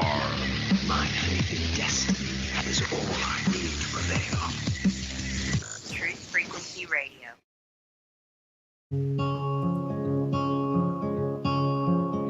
I've been waiting for this moment since my first breath in. Never would have thought I'd be afraid to begin, but here I am, the edge of the water, wondering if I can swim. Never seem to notice all the days I through, but in this final moment, I'm still chasing the truth. I want an explanation why I can't stay here forever in my youth. And if I press on, will you wait? Will you wait for me forever, or would it be wrong to ask you to come with? Tell me, will you wait? Okay, welcome back, TFR listeners. We are also streaming live on Twitch, Twitter, Facebook, YouTube, and DLive. And it has come that time, and I'm going to sprinkle a little lemons into the DLive group. We have quite a few listeners right now. By the way, thank you very much because we just passed 460 followers. 460 followers in D Live, and that's a big milestone for me. I really appreciate that so much. These are hard fought followers, people that come in, listen to the podcast, and follow me. Now you can also subscribe, which will take a little bit of money each month, but that's okay. Just having you there is enough for me. So I'm gonna send out 154 lemons, and we're gonna do it right now. Those are being distributed as we speak, so the algorithm takes about 30 seconds to find 5 people out of all the people that are listening live right now on D Live to distribute lemons. This is real money. It's their cryptocurrency. You can build it up, link it to your checking account, and pull the money out if you want. That takes a lot of lemons to get anywhere, but trust me, I have thousands, and I'm perfectly willing to give them away. In 5 seconds, we're going to find out who these lucky winners are, and then we'll continue with our phone conversation with John in New York. Oh, my goodness. Rehab, you are so lucky. 53.2 lemons, Falcon 80 at 31. James Bright, a new name, 22.6. Michael 1973, 18.2. And Vonnie Kinsey, 15.4. So glad you could share in the gift of being here on America Free Radio with me. So thank you so much for following me. It means so much to me. All right, let's bring John back in. John, let's go ahead and wrap things up. We're talking about reading the Bible real quick, repeatedly. The song that you had, who's that by? The one that was just playing before? I'll have to look it up. It's I like that song. It's royalty free. Well, that's a good song. Every time I hear it, I love it. I love that song. It's one of my favorites too. It's just soothing, and she has a good voice. Exactly. It's royalty free. I don't know, something about it. Yeah. I'd like to stay here forever too. By the way, we're entering next month our 17th year on the air. So we're getting there. We're getting there. Before long, we'll have as many years as the mighty Rush Limbaugh, who actually got us all our start. Rush Limbaugh was the original podcaster with the Ditto Cam. He's the guy that invented it, that turned the rest of us onto it. And all of us have been standing on his shoulders for a long, long time. He's my mentor, and he'll be missed in mortality, but he is immortal because he is thousands and thousands of hours of his voice and image are out there, and we will be able to share him with our great-grandchildren and his great voice. He is proof of what one right voice can do for the world. All right, John, we were talking about reading the Bible multiple times. And for some, it gets mundane. For others, each time they read it, even the same passage, they get a new meaning because their level of understanding, their level of consciousness, their level of experience with the lesson being taught in that particular scripture has now raised their ability to understand the wisdom of what was written. So that's why people feel good, and I think usually are good people if they read the scriptures on a regular basis. People that get away from it can sometimes get lost. You're right. I say that because you're right. When I was reading the Bible, I noticed that every day that I read it, I wound up having a decent day or whatever. I felt like a decent day. And then the days that I didn't, it seemed like things went off or whatever. So it definitely, like when you say that, like I said, I read the Bible only once in my life. It was a couple of years ago. And when I did, I swear I started noticing a pattern like that. I really did feel like there was a pattern like that going on almost. I kind of want to start reading it again just to see, how that works or whatever. But it's not like, it's definitely, yeah, I think you might be right. I think you're right.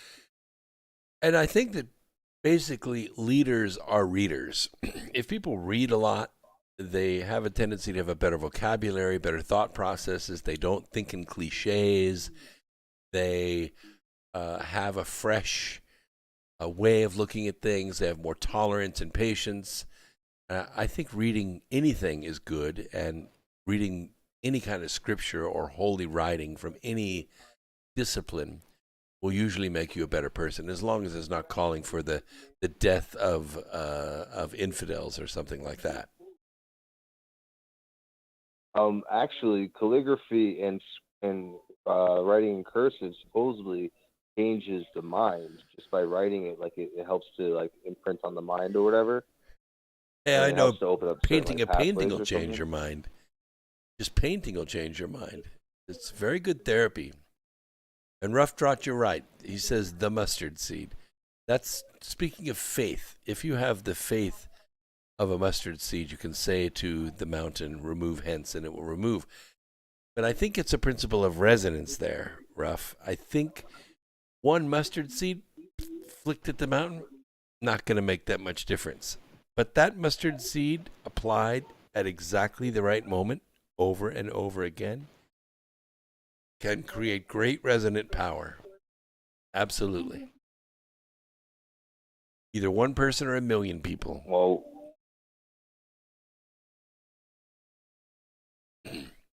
okay. So, yeah, I guess the last question was basically whether or not you were the whole I guess you're gonna delve a little bit more into the underneath.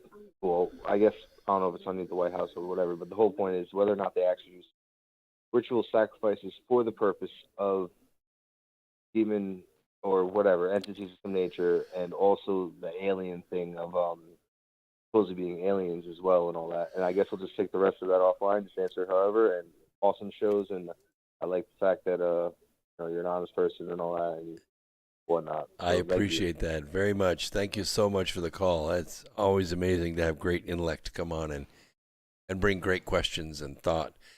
I do have a story on aliens tonight, so I'm going to cover that. But let me cover the part about ritual sacrifice for divination or divination. I think that's been going on since the dawn of time. I think that the sacrifice of animals, the sacrifice of children, of babies, of women, of virgins, of blah, blah, blah, inflicting pain and eventually death by various means on other people is very empowering to the people that are doing it. And we've seen all kinds of paintings, and we've read all kinds of records and stories about killing and sacrificing other people to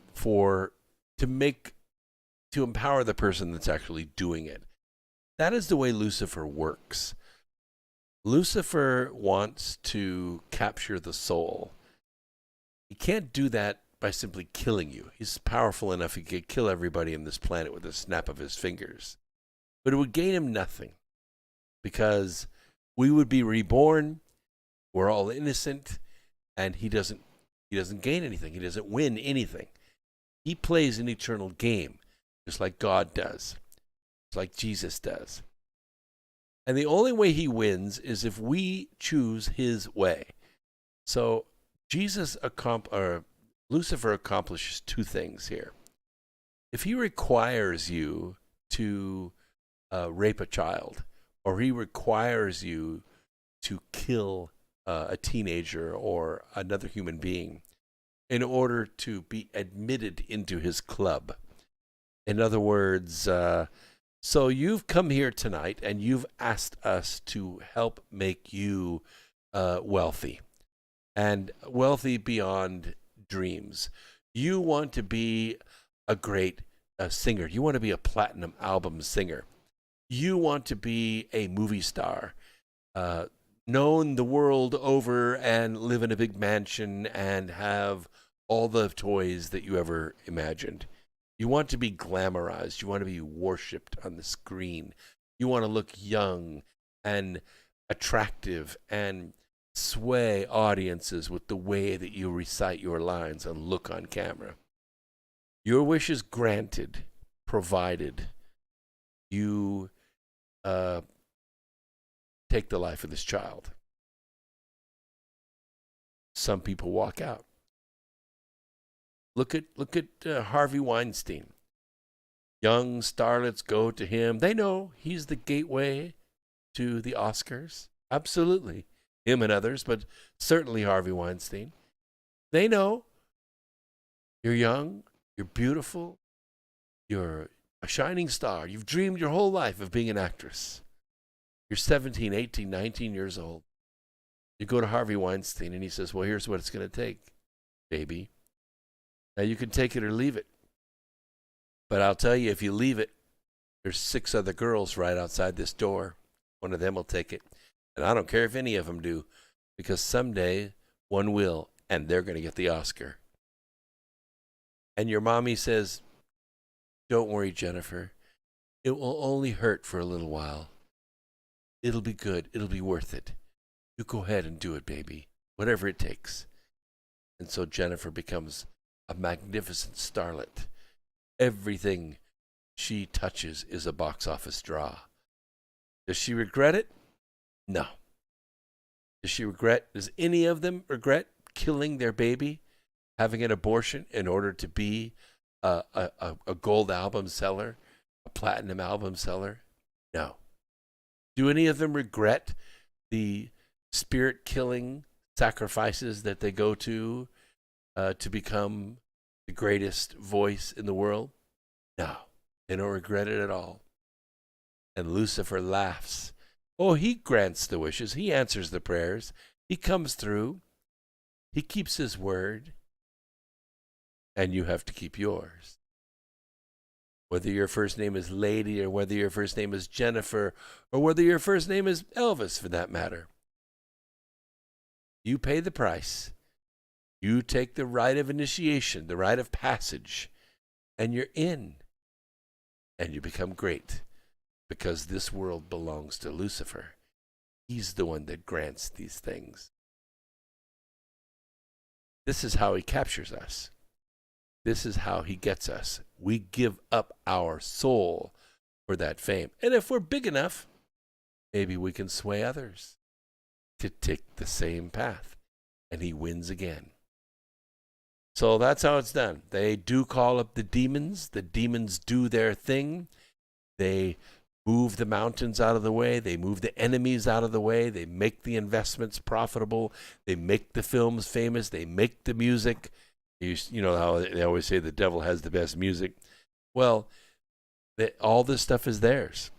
And to access it, you need the rite of passage. Sometimes that means you're sodomized. Sometimes that means you sodomize someone else.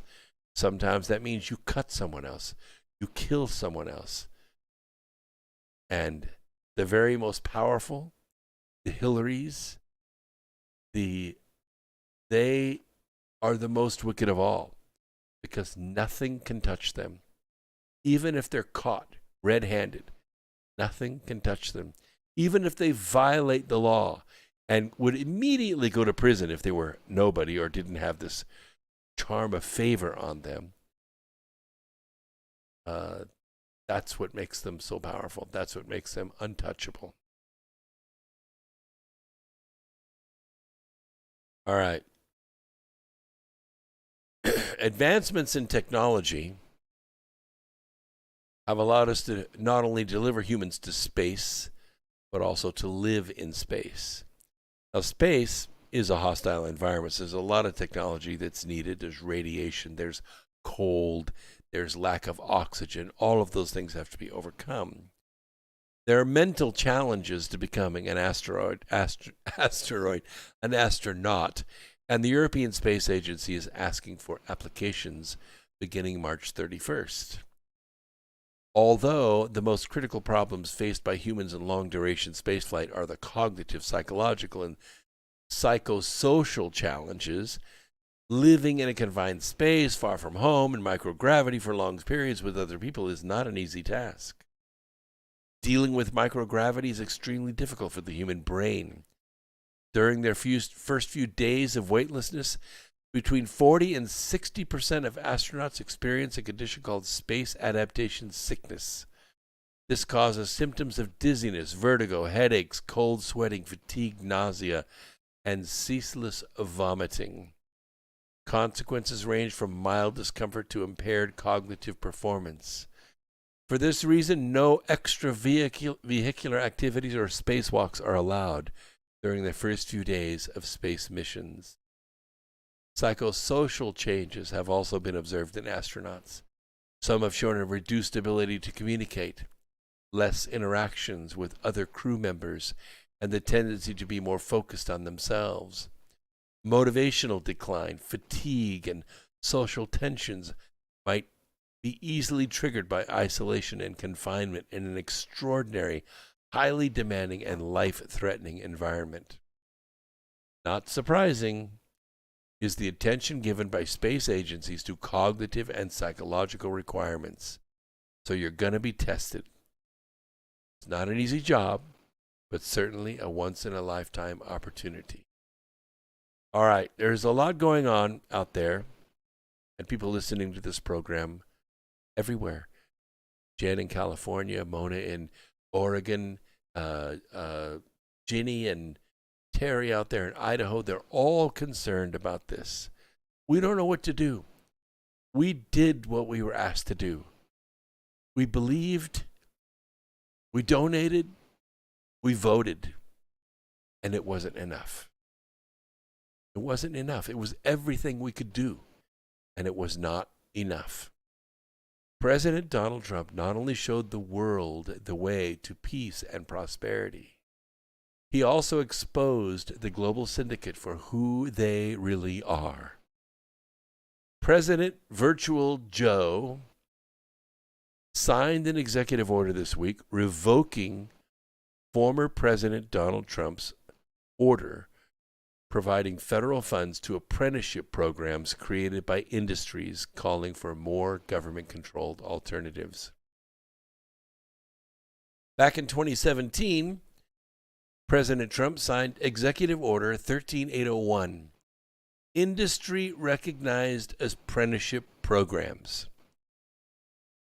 The policy allowed trade and industry groups, companies, nonprofit organizations, unions, and joint labor management organizations to create their own apprenticeship programs that would help workers obtain the skills that the economy needed, but that universities are not providing, or are providing at a cost that is unaffordable for many Americans. Registered apprenticeships approved by the government have been part of a U.S. labor policy for a long, long time. Under the Obama administration, these received more funding, but critics argued that the government-controlled model run by the Department of Labor and with the involvement of labor unions, they held back, they choked off the growth of apprenticeships. The Trump order allowed industries and unions to develop their own programs, not government programs. The Washington Post, hardly friendly to the Trump administration, reported that his new policy had bipartisan support. Trump signed an executive order that seeks to reorient and expand Apprenticeship USA, a grant program that was previously championed by the Obama administration and has been supported by Democrats and Republicans alike. The administration's aim, White House officials say, is to give more flexibility to third parties, including businesses, trade associations, and labor unions. But left-wing groups and some congressional Democrats objected to Trump's order. The Center for American Progress, which is anything but that, complained that Trump was creating a parallel track that lacks adequate worker protections that could allow for the proliferation of low-quality programs. Democrats eventually stopped Trump's new system. Representative Virginia Fox, a Republican from North Carolina, she's a great lady. I've met her several times in Washington. She's now the ranking member of the House Committee on Education and Labor, objected to Virtual Joe's change in a statement. President Virtual Joe moved to end the IRAP, this apprenticeship program, and kill jobs, period. Doubling down on an inefficient 80-year-old system that is unresponsive to workers' needs is not a solution. It is irresponsible. In the last 4 months, 131 of these apprenticeship programs have been created, the vast majority of which are for nursing credentials. Why a party that claims to follow science would limit nursing credentials during a global pandemic is beyond me, she said. Instead of catering to union bosses and increasing Washington's overreach into the private sector, we should support and encourage efforts to cut the regulatory red tape that stops too many employers from filling in-demand jobs. Employer-led apprenticeship programs account for more than 80% of all apprenticeship programs nationwide. The success of these programs should come as no surprise. Employers already know what is best, what skills their employees need to excel in the workplace. Virtual Joe's White House described the new policy as expanding registered apprenticeship programs with a view to training diverse, local, well-trained workers who have a choice to join a union. The White House claimed that industry-run apprenticeship have fewer quality standards than registered apprenticeship programs, and that they fail to require the wage progression that occurs under union-backed government-run programs. So here's what we can do about it. You continue the apprenticeship programs on your own. Mentors unite and rebel against Virtual Joe's attempt at turning every young person into a ward of the state. Train them in woodwork, in metalcraft, in electronics, in welding, masonry. Train the artisans of the next generation who can build houses and buildings and aircraft, come up with new energy and design roads. The global syndicate is afraid of people who can take care of themselves and can build cities on their own. Let's make them afraid. The way they're supposed to be afraid. We are not domestic terrorists. We are domestic creationists. Okay? So, let's talk a little bit about aliens. I mean, why not, right? Got about a minute left in this segment with TFR, and then they go on break. We live in a galaxy populated by hundreds of billions of suns. There are billions of terrestrial planets. So why, in this vast space, have we not yet had contact with extraterrestrial civilizations? Well, there are 11 possibilities to try to explain it. Is there life elsewhere than on Earth? Or are we absolutely alone in the universe? This question worries humanity. Rather, one would tend to think that there are other inhabited worlds, especially considering that there are hundreds of billions of stars in our galaxy and hundreds of billions of galaxies in it. In addition, 13 billion years have passed since the formation of the Milky Way, which one may think leaves quite a long time for life to emerge on a multitude of planets. So as the famous Fermi paradox states, if there is life elsewhere and extraterrestrial civilizations, why haven't these beings come to find us yet? Where are they? Where are they? Well, here are the 11 possibilities. Number 1, there aren't any aliens. One possibility would be that we are absolutely and desperately alone throughout the universe.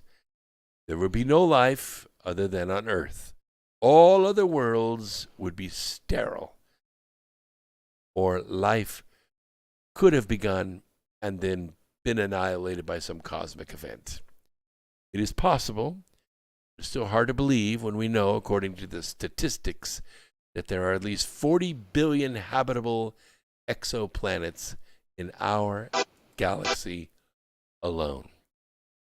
Number 2, there is no intelligent extraterrestrial life.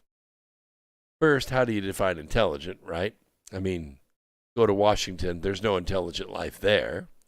Are we one of the intelligent civilizations? Really? I have a hard time believing that. After all, there may be life elsewhere, but of a primitive nature. It might be microbial. It might be more complex, like a fish or a bird. Or, there may be other forms of life that are extremophores that survive in those conditions. How about number 3? And this is pretty possible because, hey, we were here just 100 years ago. Aliens don't use technology. Extraterrestrial civilizations may well not have technology to communicate with other worlds. Hello? Their development may have been very different from ours, so they might not be interested in other civilizations. Or maybe they don't want to visit other civilizations. Number 4, aliens have much more advanced technology than ours. This is just as likely. Where there are 2 civilizations, one will be greater than the other. Their technology could be so far advanced from ours that it's impossible for them to even be desirous of communicating with someone as primitive and violent and smelly as us. Number 5, alien civilizations self-destruct. Hey, it's possible. We're on the way to doing that. When we see the challenges facing us, especially since the mid-20th century, it is possible to think that elsewhere on other planets, they also accessed the same weapons we did, only they didn't have restraint and they wiped themselves out. Number 6, the universe is a very dangerous environment. Yeah, Earth is pretty dangerous, Oh, not that we pose any particular threat. We're only as strong as one man. We can't even run as fast as a horse. But every single human being knows this. We're exposed to, 6 million viruses and about that many different classes of microbes every single day. We survive because we have developed an immune system that can respond to all this stuff and protect us. But they haven't. If they came here, they would be wiped out. They'd catch a cold and die in 72 hours. A 6th mass extinction has already begun on Earth. It's true. Bring TFR back in now. Might be a little bit of music here we have to get through, but they're coming back in. Christopher Bells won today's NASCAR Cup race in Daytona, a first in his career. America is listening. Fox News.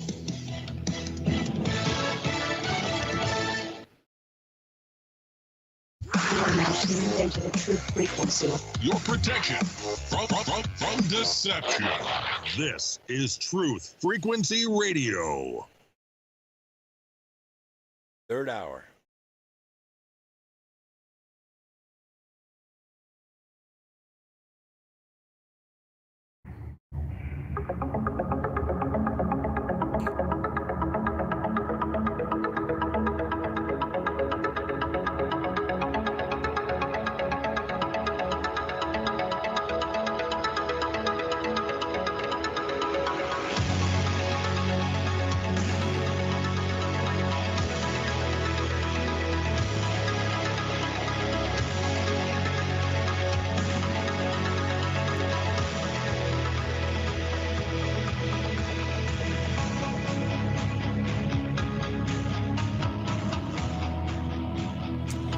Okay, we're back. You notice that I have my books going in carousel right there. These are all the books that I published, and you may have ordered these books off Amazon or Barnes & Noble or some other bookstore, and that's fine, but when you got them, they arrived unsigned, and I have a way of fixing that. In my store at brooksagnew.com store, you can get a signature card just like that. It says the present from the future. And it has my signature on it. See that right there? And the neat thing about these is they have an adhesive back. So you could peel the back off of this, and you can stick this inside your Amazon copy of the book, and boom, you have an autographed copy of the book. Yeah, it's a marvelous idea. And I will sell it to you for free. All you have to do is pay for the shipping and handling, and I'll drop a couple of these in there. Just tell me how many books you want them for, and they're off and going. Now, I look back behind me in my inventory. I have 3 holiday packages left. The holiday package consists of the entire Birth trilogy. That's about 1,100 pages, plus Charm of Favor. 4 books. 4 books, plus some goodies that I throw in there too. And it's a great price. And I will put that in a box tonight and ship it to you. All you got to do is go to my website, brooksagnew.com, hover over the store on the menu, and you'll see the holiday package. Click on that, and you can buy it. And they all come signed. That's a great value. That's a great value. All right, let's continue. We're talking about reasons why aliens have not shown up already. Now, I'm not really picking a bone with anybody out there who believes that ETs are here. I, for one, believe that we are the ETs. Okay? I think that either in the flesh or in the spirit, we came from other worlds to here to be born in a body here because we earned it, or because we came here to help the beings that are on this world grow and make it through. Number 6 was the universe is a very dangerous environment, not only with supernovas and quasars and violent solar flares and novas and earthquakes and volcanoes and things like that happen on terrestrial planets, but also all of the microbial enemies that we have that can take out a human in pretty short order. They can take out a whole society of humans. It can also take out aliens if they've not built up an immunity to it. All right, the 7th is that the Milky Way is a very large place. And with a diameter of 100,000 light years, that's how fast light takes to travel across the galaxy. Ships don't travel at the speed of light. They travel at some small fraction of that. So really, the galaxy is 1,000,000 years across. It's 1,000,000 years across. Now we're talking about, you better be local, okay? But even one star system away, even Alpha Centauri or Proxima Centauri, you're still talking 4 light years, right? That's 40 years at the best technology that we have to get there. And I don't think we even have that technology.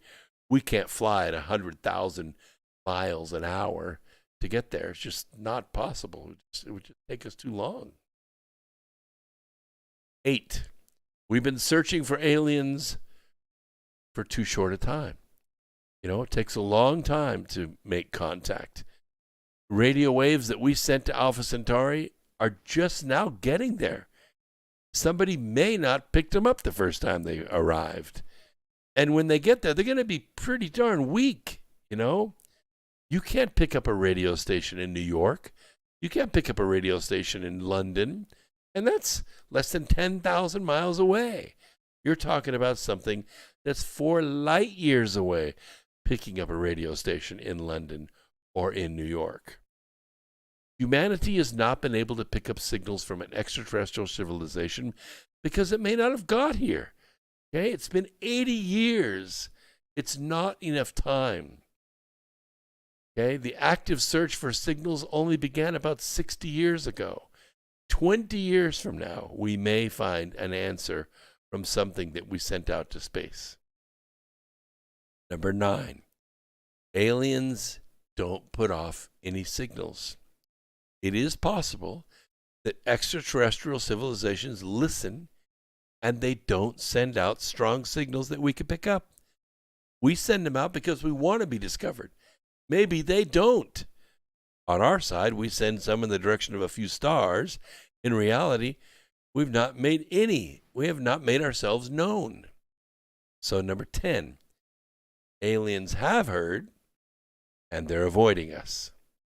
We do not know their ways of thinking, but we can imagine that in fact we do not interest them, nor our planet doesn't interest them. The conditions there may be too hostile for them, unless we seem too dangerous and unfeasible to them. I mean, who knows? Who cares? Maybe we scare the hell out of them. I mean, this is a pretty heavy gravity planet. We're pretty fast. We're pretty strong. We're pretty violent. They've been living in microgravity. Their bones are frail. Their skin is weak. They have no natural strength with which to go up against us at all. So maybe they avoid us. They fly through our skies, and they just don't want to make contact. They can't trust us. 11 is the aliens are already here. The visitors are already here, and we haven't even noticed them. So maybe they're watching us discreetly. I've always said UFOs are as present as they want to be. If they wanted to be more present, there isn't a damn thing we could do about it. On the other hand, for somebody to convince themselves that extraterrestrials have made agreements with governments of several countries, as the conspirators carry out all the time, at the top of their lungs, that sounds more laughable than likely. I don't think that they would do business with our governments. I would not do business with our governments. So are we alone in the universe or not? In any case, according to several astronomers and exobiologists, we should soon know if there is life elsewhere. Researchers are confident of making such discoveries in the coming years. On the one hand, within our solar system, via probes and landers on Mars, Europa and Enceladus, and on the other hand, beyond that, asteroids and the moon. By studying the atmosphere of the rocky exoplanets that we are always more acutely uncovering another clue and another clue and another clue. So it won't be very long we discover life on another world. I have an experience that there is ultra-terrestrial life on this planet. That is to say, there is another civilization of beings, be they human or not, that live on this planet. Under the ocean, in the sky, in another dimension, whatever. They come here on a regular basis. Do they speak with us? Do they influence us? Are they counseling with somebody out there? I don't think so. I mean, there are people that claim that they have, but they haven't come up with any ideas. They haven't showed us any new technology, and they haven't showed us any new forms of energy or any cures to anything or how to grow hair. No, they haven't shown us anything to make me believe that. And I've met them all. I've been to all the conventions. I've listened to all the YouTubes. I've interviewed them on the radio. It ain't real. It ain't real. People that talk about a galactic federation or the galacticals, or, I have a lot of crystal crunching friends that are big into that stuff. I'm a scientist. I'm a wait and see guy. I have an open invitation. I may be the only one out there that's really been public about it, because other people don't want to draw the notoriety to themselves. I don't really want the notoriety. What I want is truth. So I've said, listen, why don't you come with me? If you're an alien from another world or from another civilization on this world, from an ancient past or even the future, why don't you come with me? Why don't you come on this program? Why don't you come with me out on the stage in front of people and say, hello, my name is Xenon. I'm from the planet so-and-so. We've been here for 1,200 years, and we want to meet you. I guarantee you safe passage in and out. I promise you, you will get in and you will get away, if that's your desire. No takers. It's been 16 years. No takers. Okay? You're not going to meet a more scientifically accepting person than me. Just bring it, man. And I'll share it with the world and protect you at the same time. All right. There is a revolt going on out there.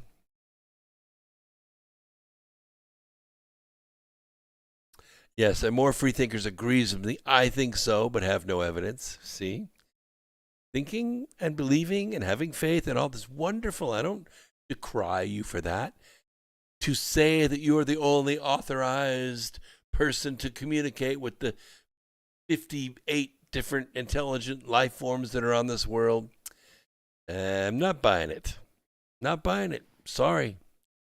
There are people that get downloads, they get information, they get intelligence. I respect all of that. I do. I don't think you're crazy. I respect channelers and people that get downloads from galacticals and ETs. I respect all of that. I don't decry that at all. I'm just saying, in order for me to believe, put it in my hand. Let me see a bolt. Let me shake your hand. Show me your engine. Show me your map. Meet me face to face. Okay?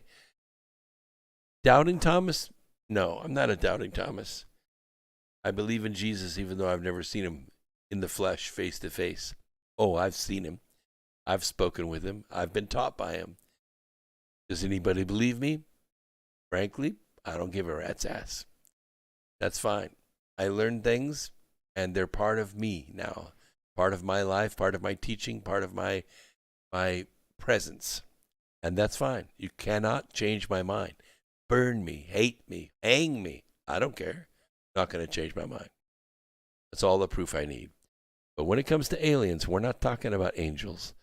We're not talking about God. We're not talking about the Creator. We're talking about another sentient, intelligent being that's sneaking around our planet, flying overhead, flying by, landing over here, interacting with us sometimes. I want proof. Can't stop me for that. There's a revolt going on. Today, actually it was a couple days ago, heads of the powerful National Education Association Union, they resigned. Oh, yeah.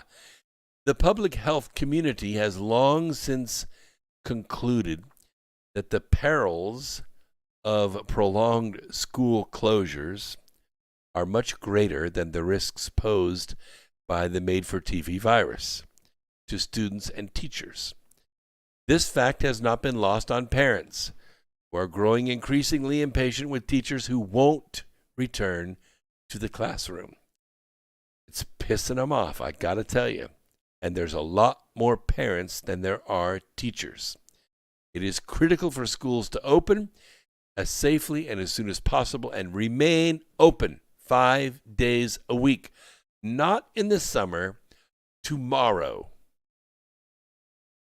Now, in the red states, these are the states that voted for President Donald Trump, public schools opened last year for full-time in-person instruction or some hybrid of in-person and distance learning. The blue states, these are the states that were voted for the global syndicate, the establishment party, the communists.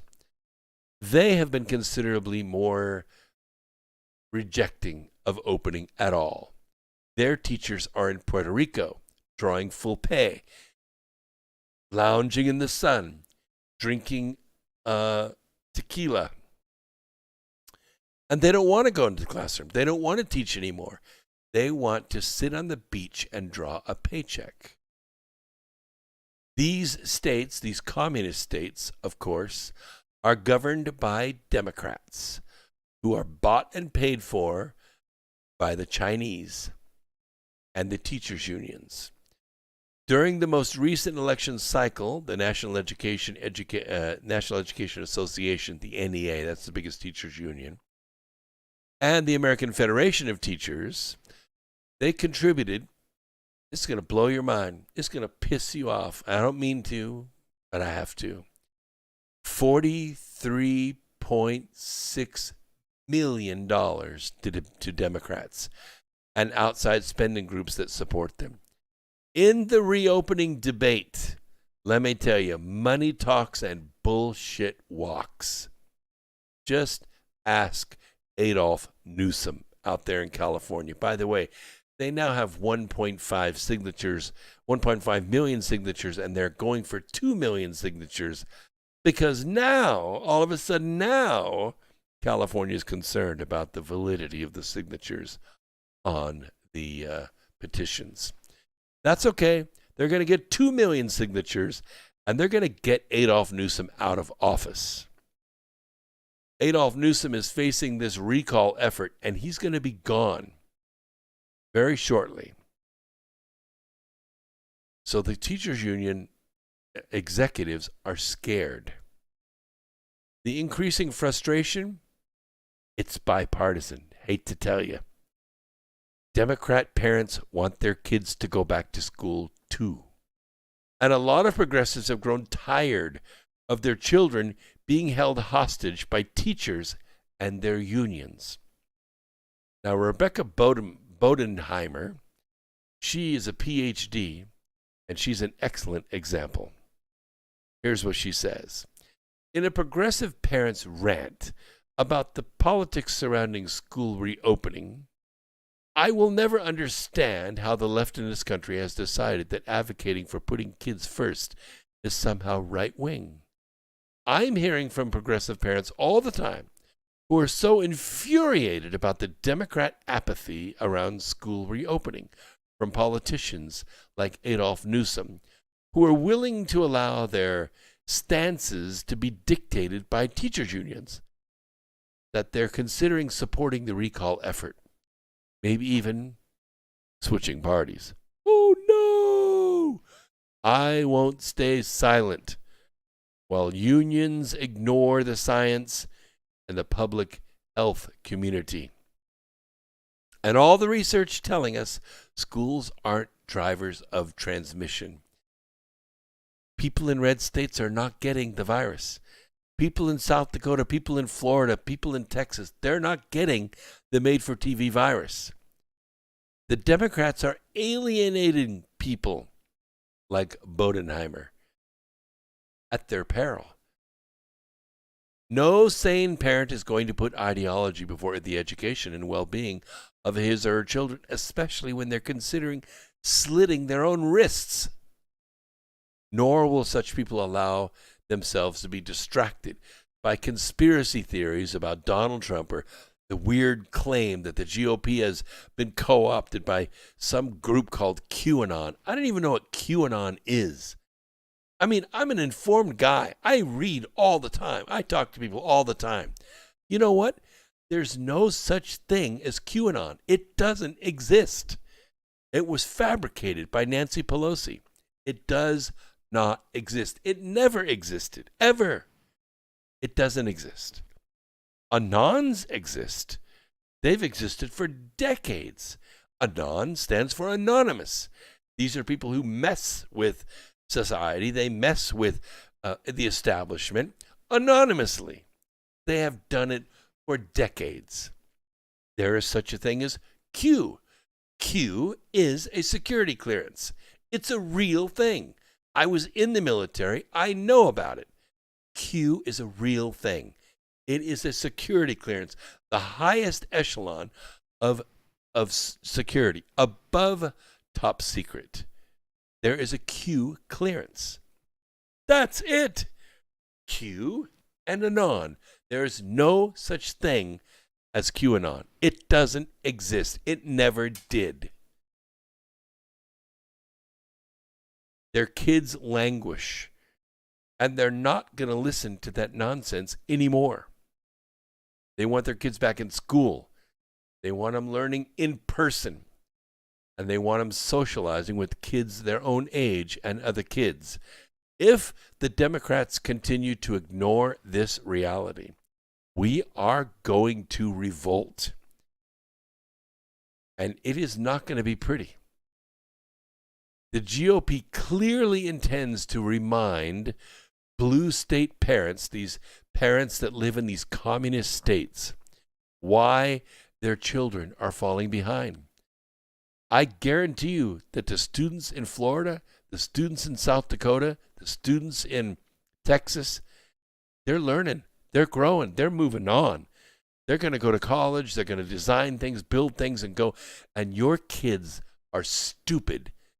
They can't read, they can't write, they can't interact with one another. They will never write a term paper. They will never figure it out, ever, because they're being put in solitary confinement by the Democrat Party with their made-for-TV virus for political purposes. Stop it. Stop it. Teachers' unions throughout the U.S. claim to be looking out for the best interest of teachers and students, but they are not. They are clearly political organizations worth billions.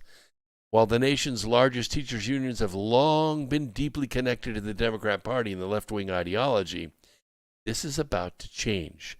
That's why the leaders of the unions have resigned. Okay? Their support for reopening schools on outrageous policy demands, to launching court battles, threatening strikes, openly supporting disturbing actions during recent protests. These teachers' unions are more powerful and they're more dangerous than many parents realize. I think they should be dissolved at 8 o'clock tomorrow morning. Of course, the president's never going to do that because Virtual Joe doesn't have the guts. The teachers' union should be dissolved as a national security threat. They are dangerous. They're killing people. In addition to the disproportionate amount of political power they wield, the teachers' unions clearly couldn't care less. How many people die? How many kids commit suicide? They don't care about kids. They don't care about kids with special learning needs either, who languish before a computer screen. They don't care about the children who rely on school lunches for proper nutrition. They don't care about low-income kids who, with no internet, get virtually zero education at all without in-person instruction. They don't care about the effect of social isolation, solitary confinement, and the resultant increase in depression, anxiety, suicide among the children they have abandoned. They just don't care. The parents are experiencing this callous attitude firsthand. One lady in, where is this? In USA Today. Some are preparing to sue the teachers' unions in Arizona, California, Illinois, and Virginia. If these teachers refuse to go back to work, there will be many more such lawsuits. And I got to tell you, Earth Explorers, if that fails, it's time to start firing some teachers. In the end, the inflexibility of the teachers' unions is a function of its individual members. And there is no significant risk associated with in-person instruction. Kids don't carry the made-for-TV virus. The teachers know it, the science proves it, and most importantly, the parents know it. If teachers remain intransigent, and the Democrats acquiesce in their pure obstinance, parents are going to revolt. And I don't mean at the ballot box, because we know the ballot box doesn't do crap. It doesn't matter how much we vote. It doesn't matter who we vote for. It doesn't matter how many times we turn out in March. None of that matters, because the Democrats control the counting system. And they've been cheating for a long, long time. They've been probably cheating since 2012. And maybe before. Maybe since 2008. It's hard to tell. But 2016 for sure. 2020 unquestionably. Twice. Once in the presidential election, and then once in January in the senatorial election in Georgia. Yes, they cheated. They cheated by changing the count. It's a business model that works for them. We'll let TFR take their final break, and then we will enter our final segment here tonight on America Free Radio. So it turns out that the fatted calf of the space program is about to be slaughtered. Virtual Joe has stolen the Artemis program money for his climate change agenda.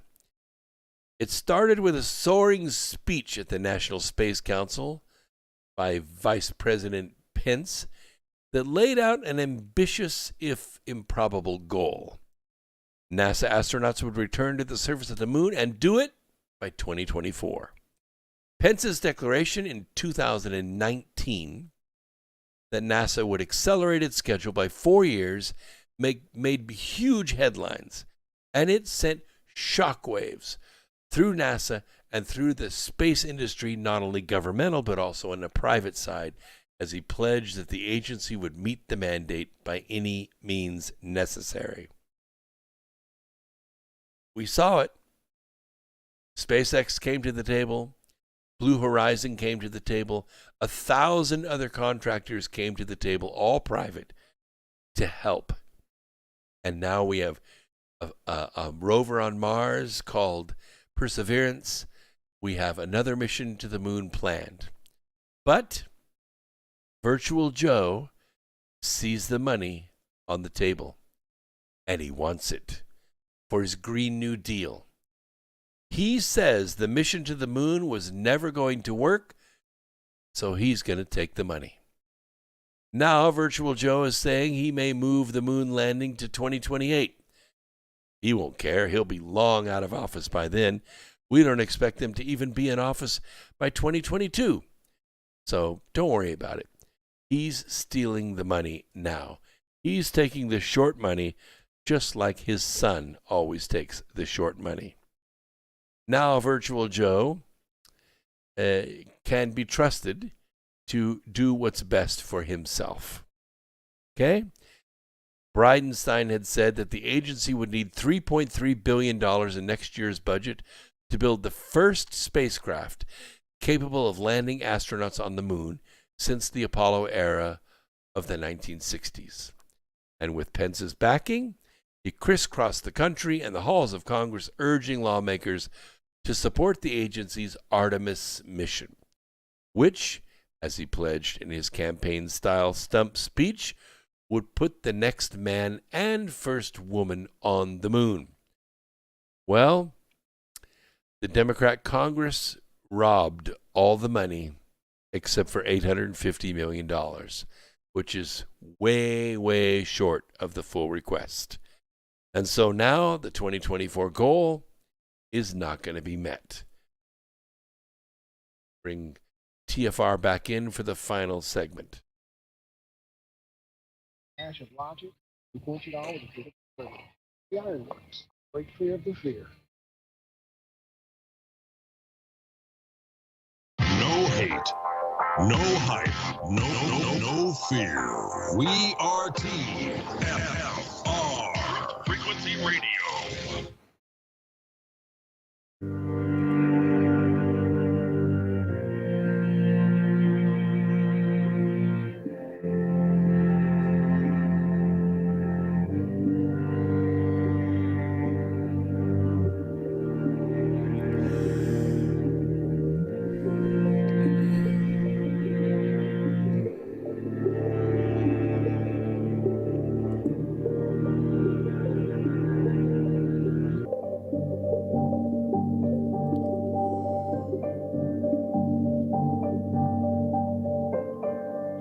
All right, we were talking about the space program and how Virtual Joe has just robbed it again.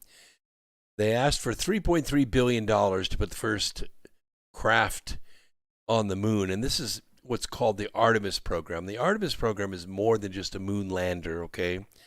It is actually a cislunar development project. There's a lot that goes on here. You know, you don't just fly up to the moon and look through the window and find a landing place and land. That's the way it was done in the 60s and in the 70s, and it's very, very hazardous. What needs to be done is, because of the anomalous gravitational field of the moon, is the moon needs to have its own GPS system. It needs to have orbiting satellites that link up with a ground base unit that map the moon. So you have coordinates for where you are on the moon.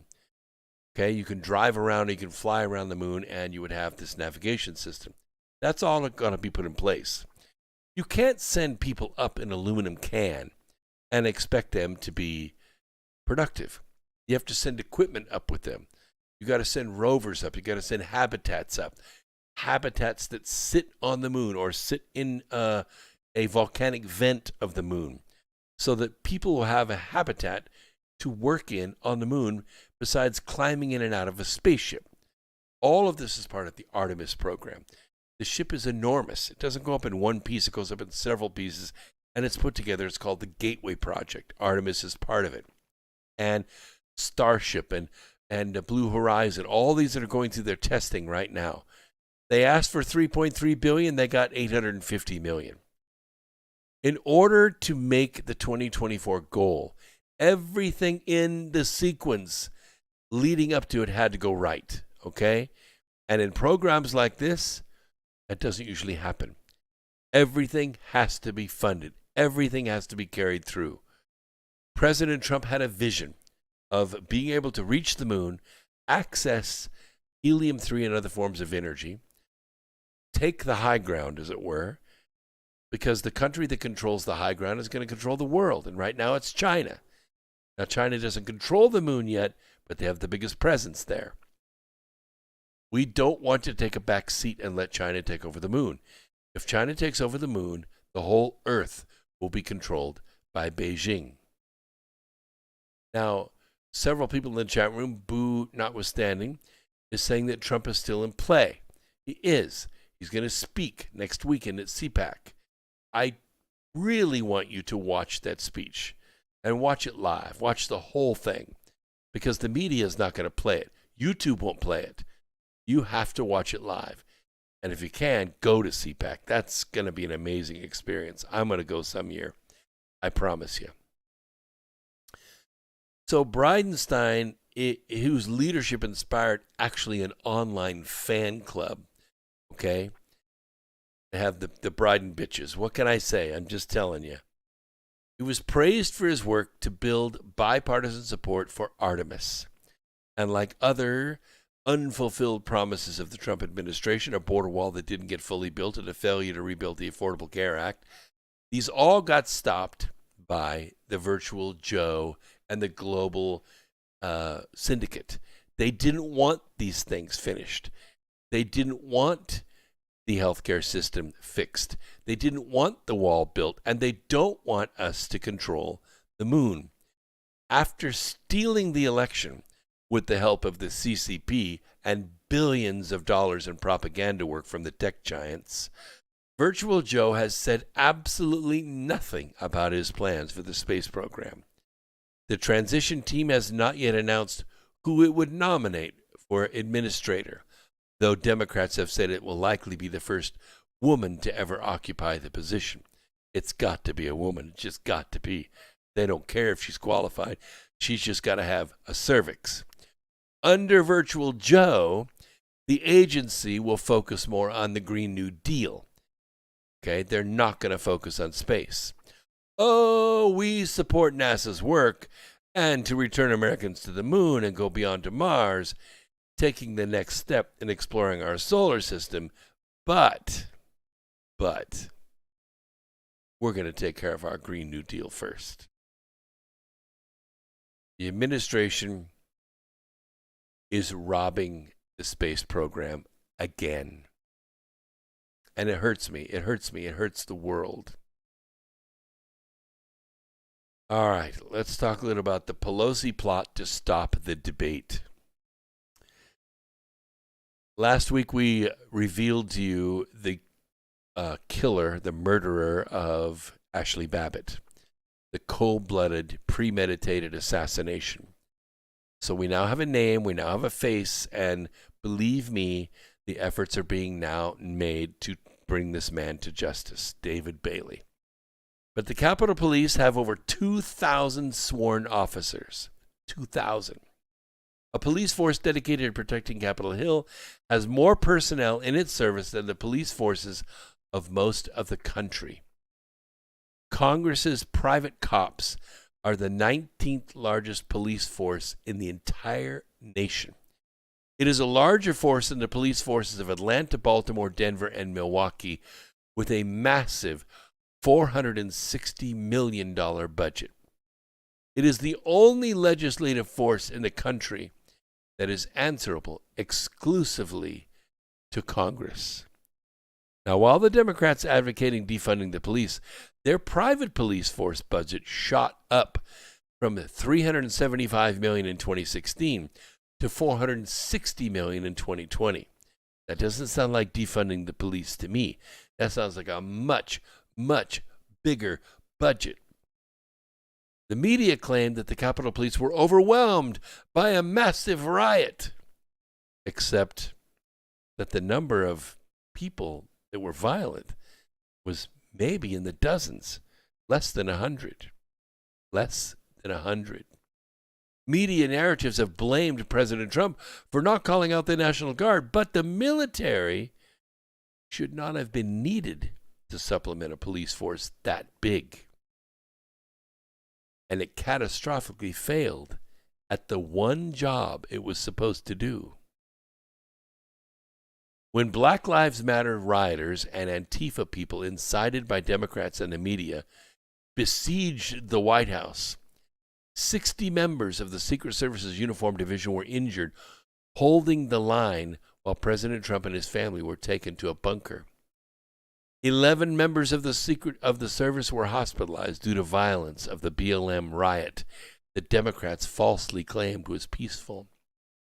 By the way, much of the heavy lifting was done by Park Police, another one of the innumerable mini police forces swarming the city, which is only 641 sworn officers spread across 3 cities. 65 Park Police officers were wounded in the BLM riots, and 11 had to be hospitalized. This roughly matches the 60 Capitol Police and 58 D.C. cops injured in what people are calling the Capitol riot.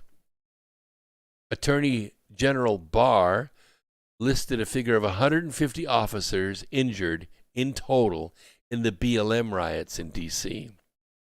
And that puts the lie to the false Democrat claim that those riots were peaceful, because they weren't.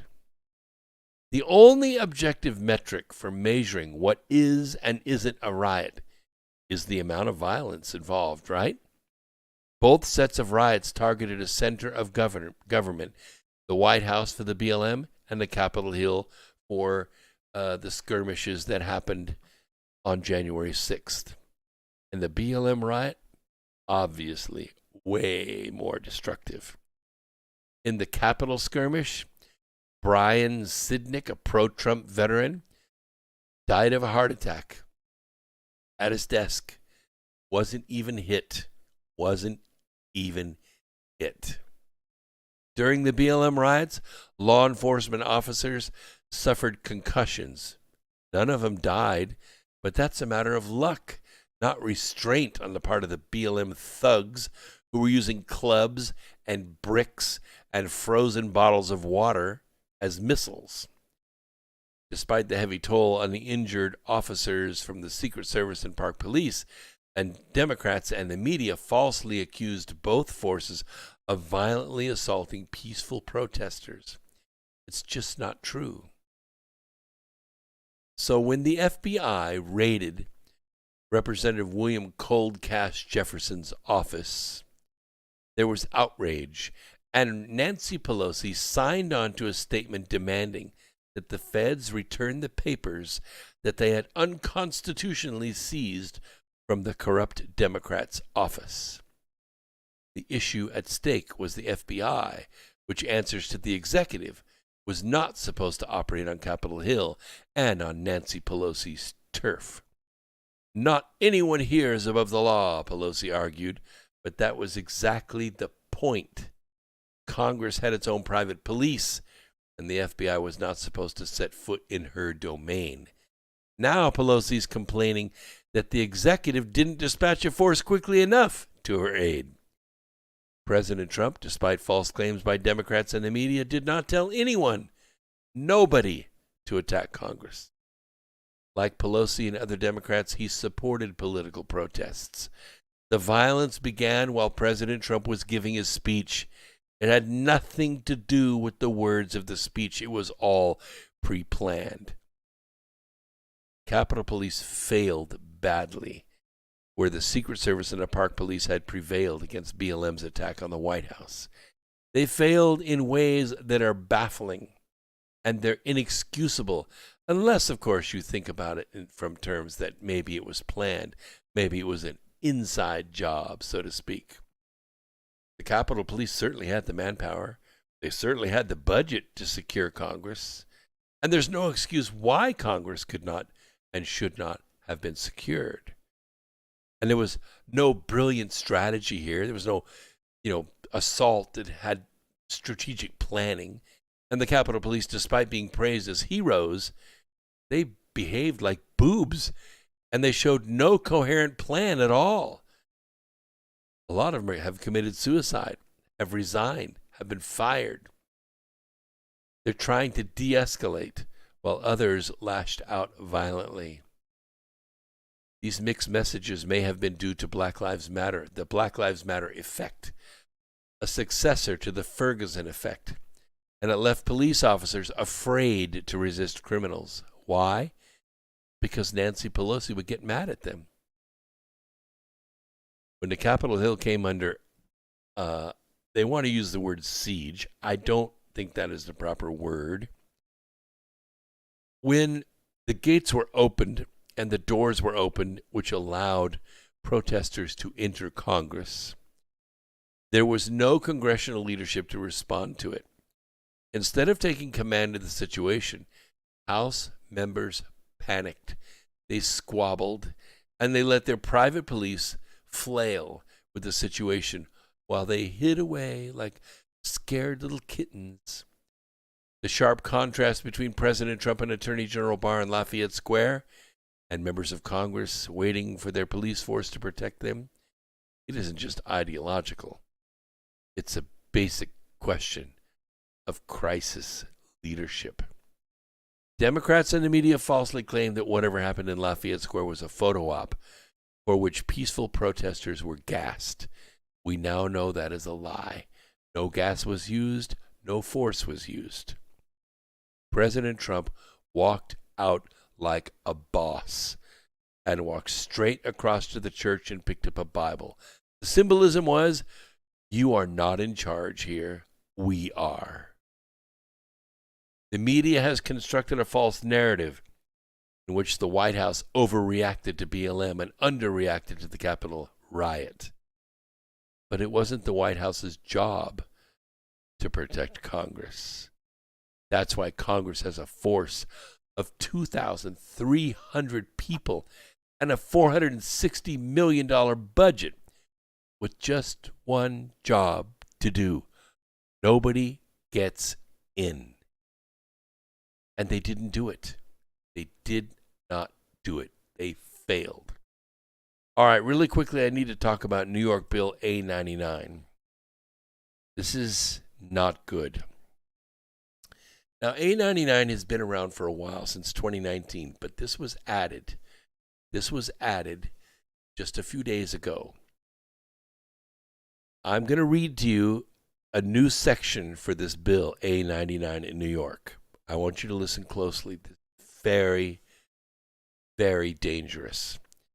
Upon determining by clear and convincing evidence that the health of others is or may be endangered by a case, a contact, or carrier, or suspected case, contact, or carrier of a contagious disease, that in the opinion of the governor, that would be Cuomo, after consultation with the commissioner, may pose an imminent and significant threat to the public health resulting in severe morbidity or high mortality, the governor or his or her delegee including, but not limited to, the commissioner of the heads of local health departments may order, now listen closely, may order the removal and or detention of such a person or of a group of such persons by issuing a single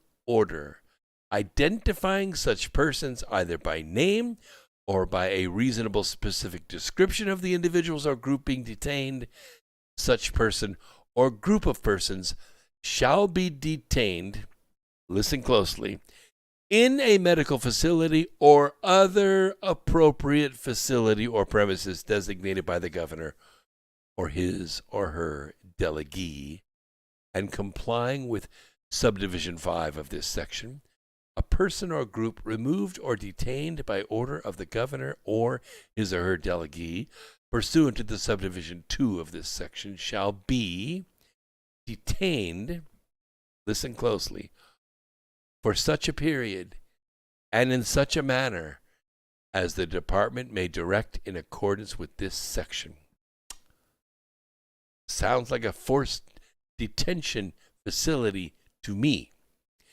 Notwithstanding any inconsistent provision of this section, a confirmed case or a carrier who is detained pursuant to subdivision 2 of this section shall not continue to be detained after the department determines that such a person is no longer contagious.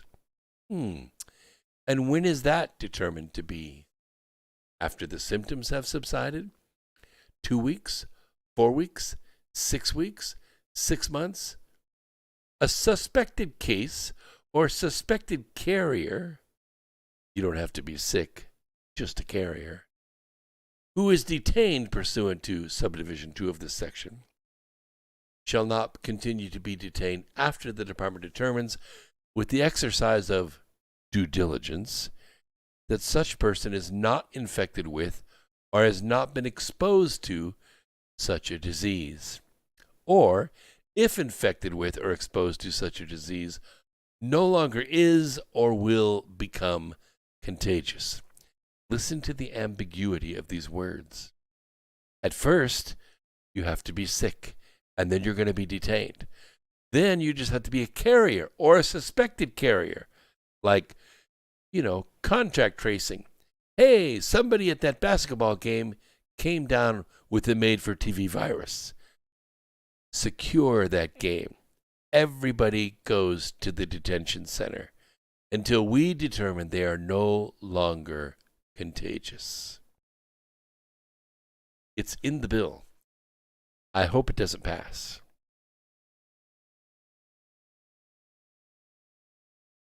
Just checking the phone lines really quick. Don't have anybody in there. Good discussions going on. Yes, Rebel Yell says death camp. Could very well be because, hey, what happens? Oh, yeah, we already did that. It was called the nursing home deaths. Yeah, those 40,000 people that died in New York that Cuomo killed because he grabbed the people that were sick and he detained them in nursing home centers and killed all the elderly. Yes, that's exactly what I'm talking about. If you're not sick, you're going to be, because you're going to be detained with other people who are. All right, recently we've talked about GameStop. I think I can cover this. Let's see. GameStop is back, okay? Long story short. Because you know that the retail buyers on the losers board, which we call Robinhood, they retaliated and they supported GameStop. GameStop's been a good company. They were a little obsolete because nobody buys games on disc anymore. You just download them, right? But they sort of rebranded themselves, and they carry the high-end consoles, the Xbox, the PlayStation, and all the peripherals that go with it. And so they've rebranded themselves. They're brilliant. They're smart, and they've kept themselves relatively debt-free. But on January 1st, the stock price of the bricks-and-mortar video game retailer GameStop was idling at about $19 a share. And then the stock swelled to a giant bubble of $483 a share. That's about 2,500%. Wouldn't it be nice to have had 1,000 shares at $19 a share? But along the way, the GameStop parabola received enormous attention. Accusations flew about the market, manipulating one way or the other. And I told you the hedge fund would go bawling to Congress, right on cue. That's exactly what they did.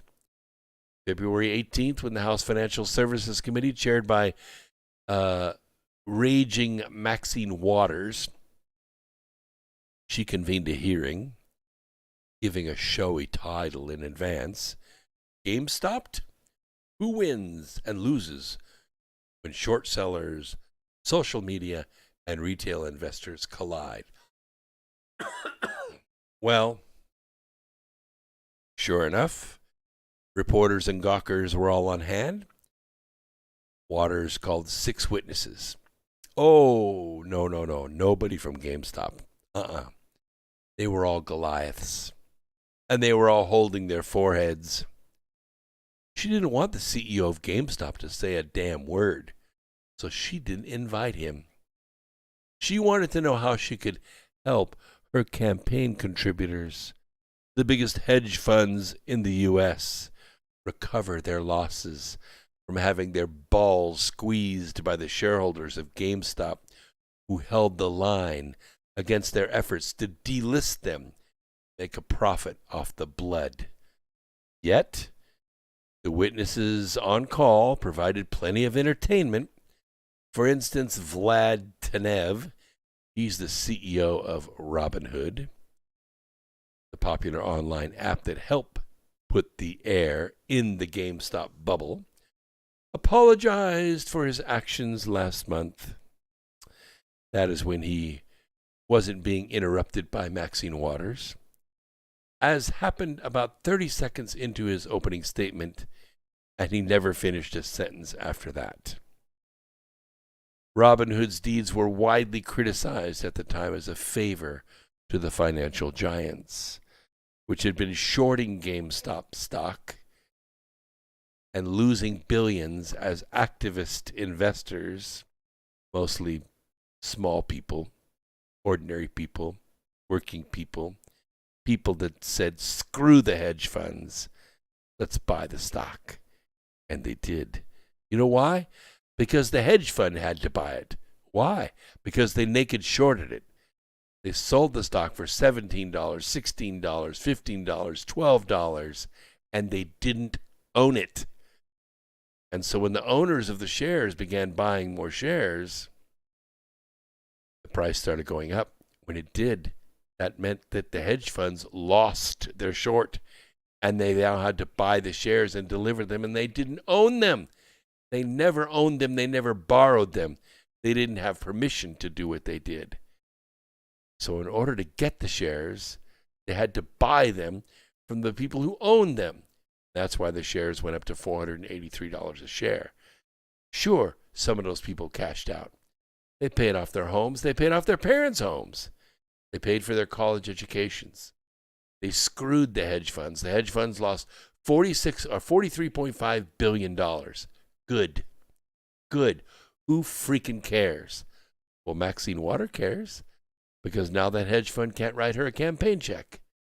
Now you understand.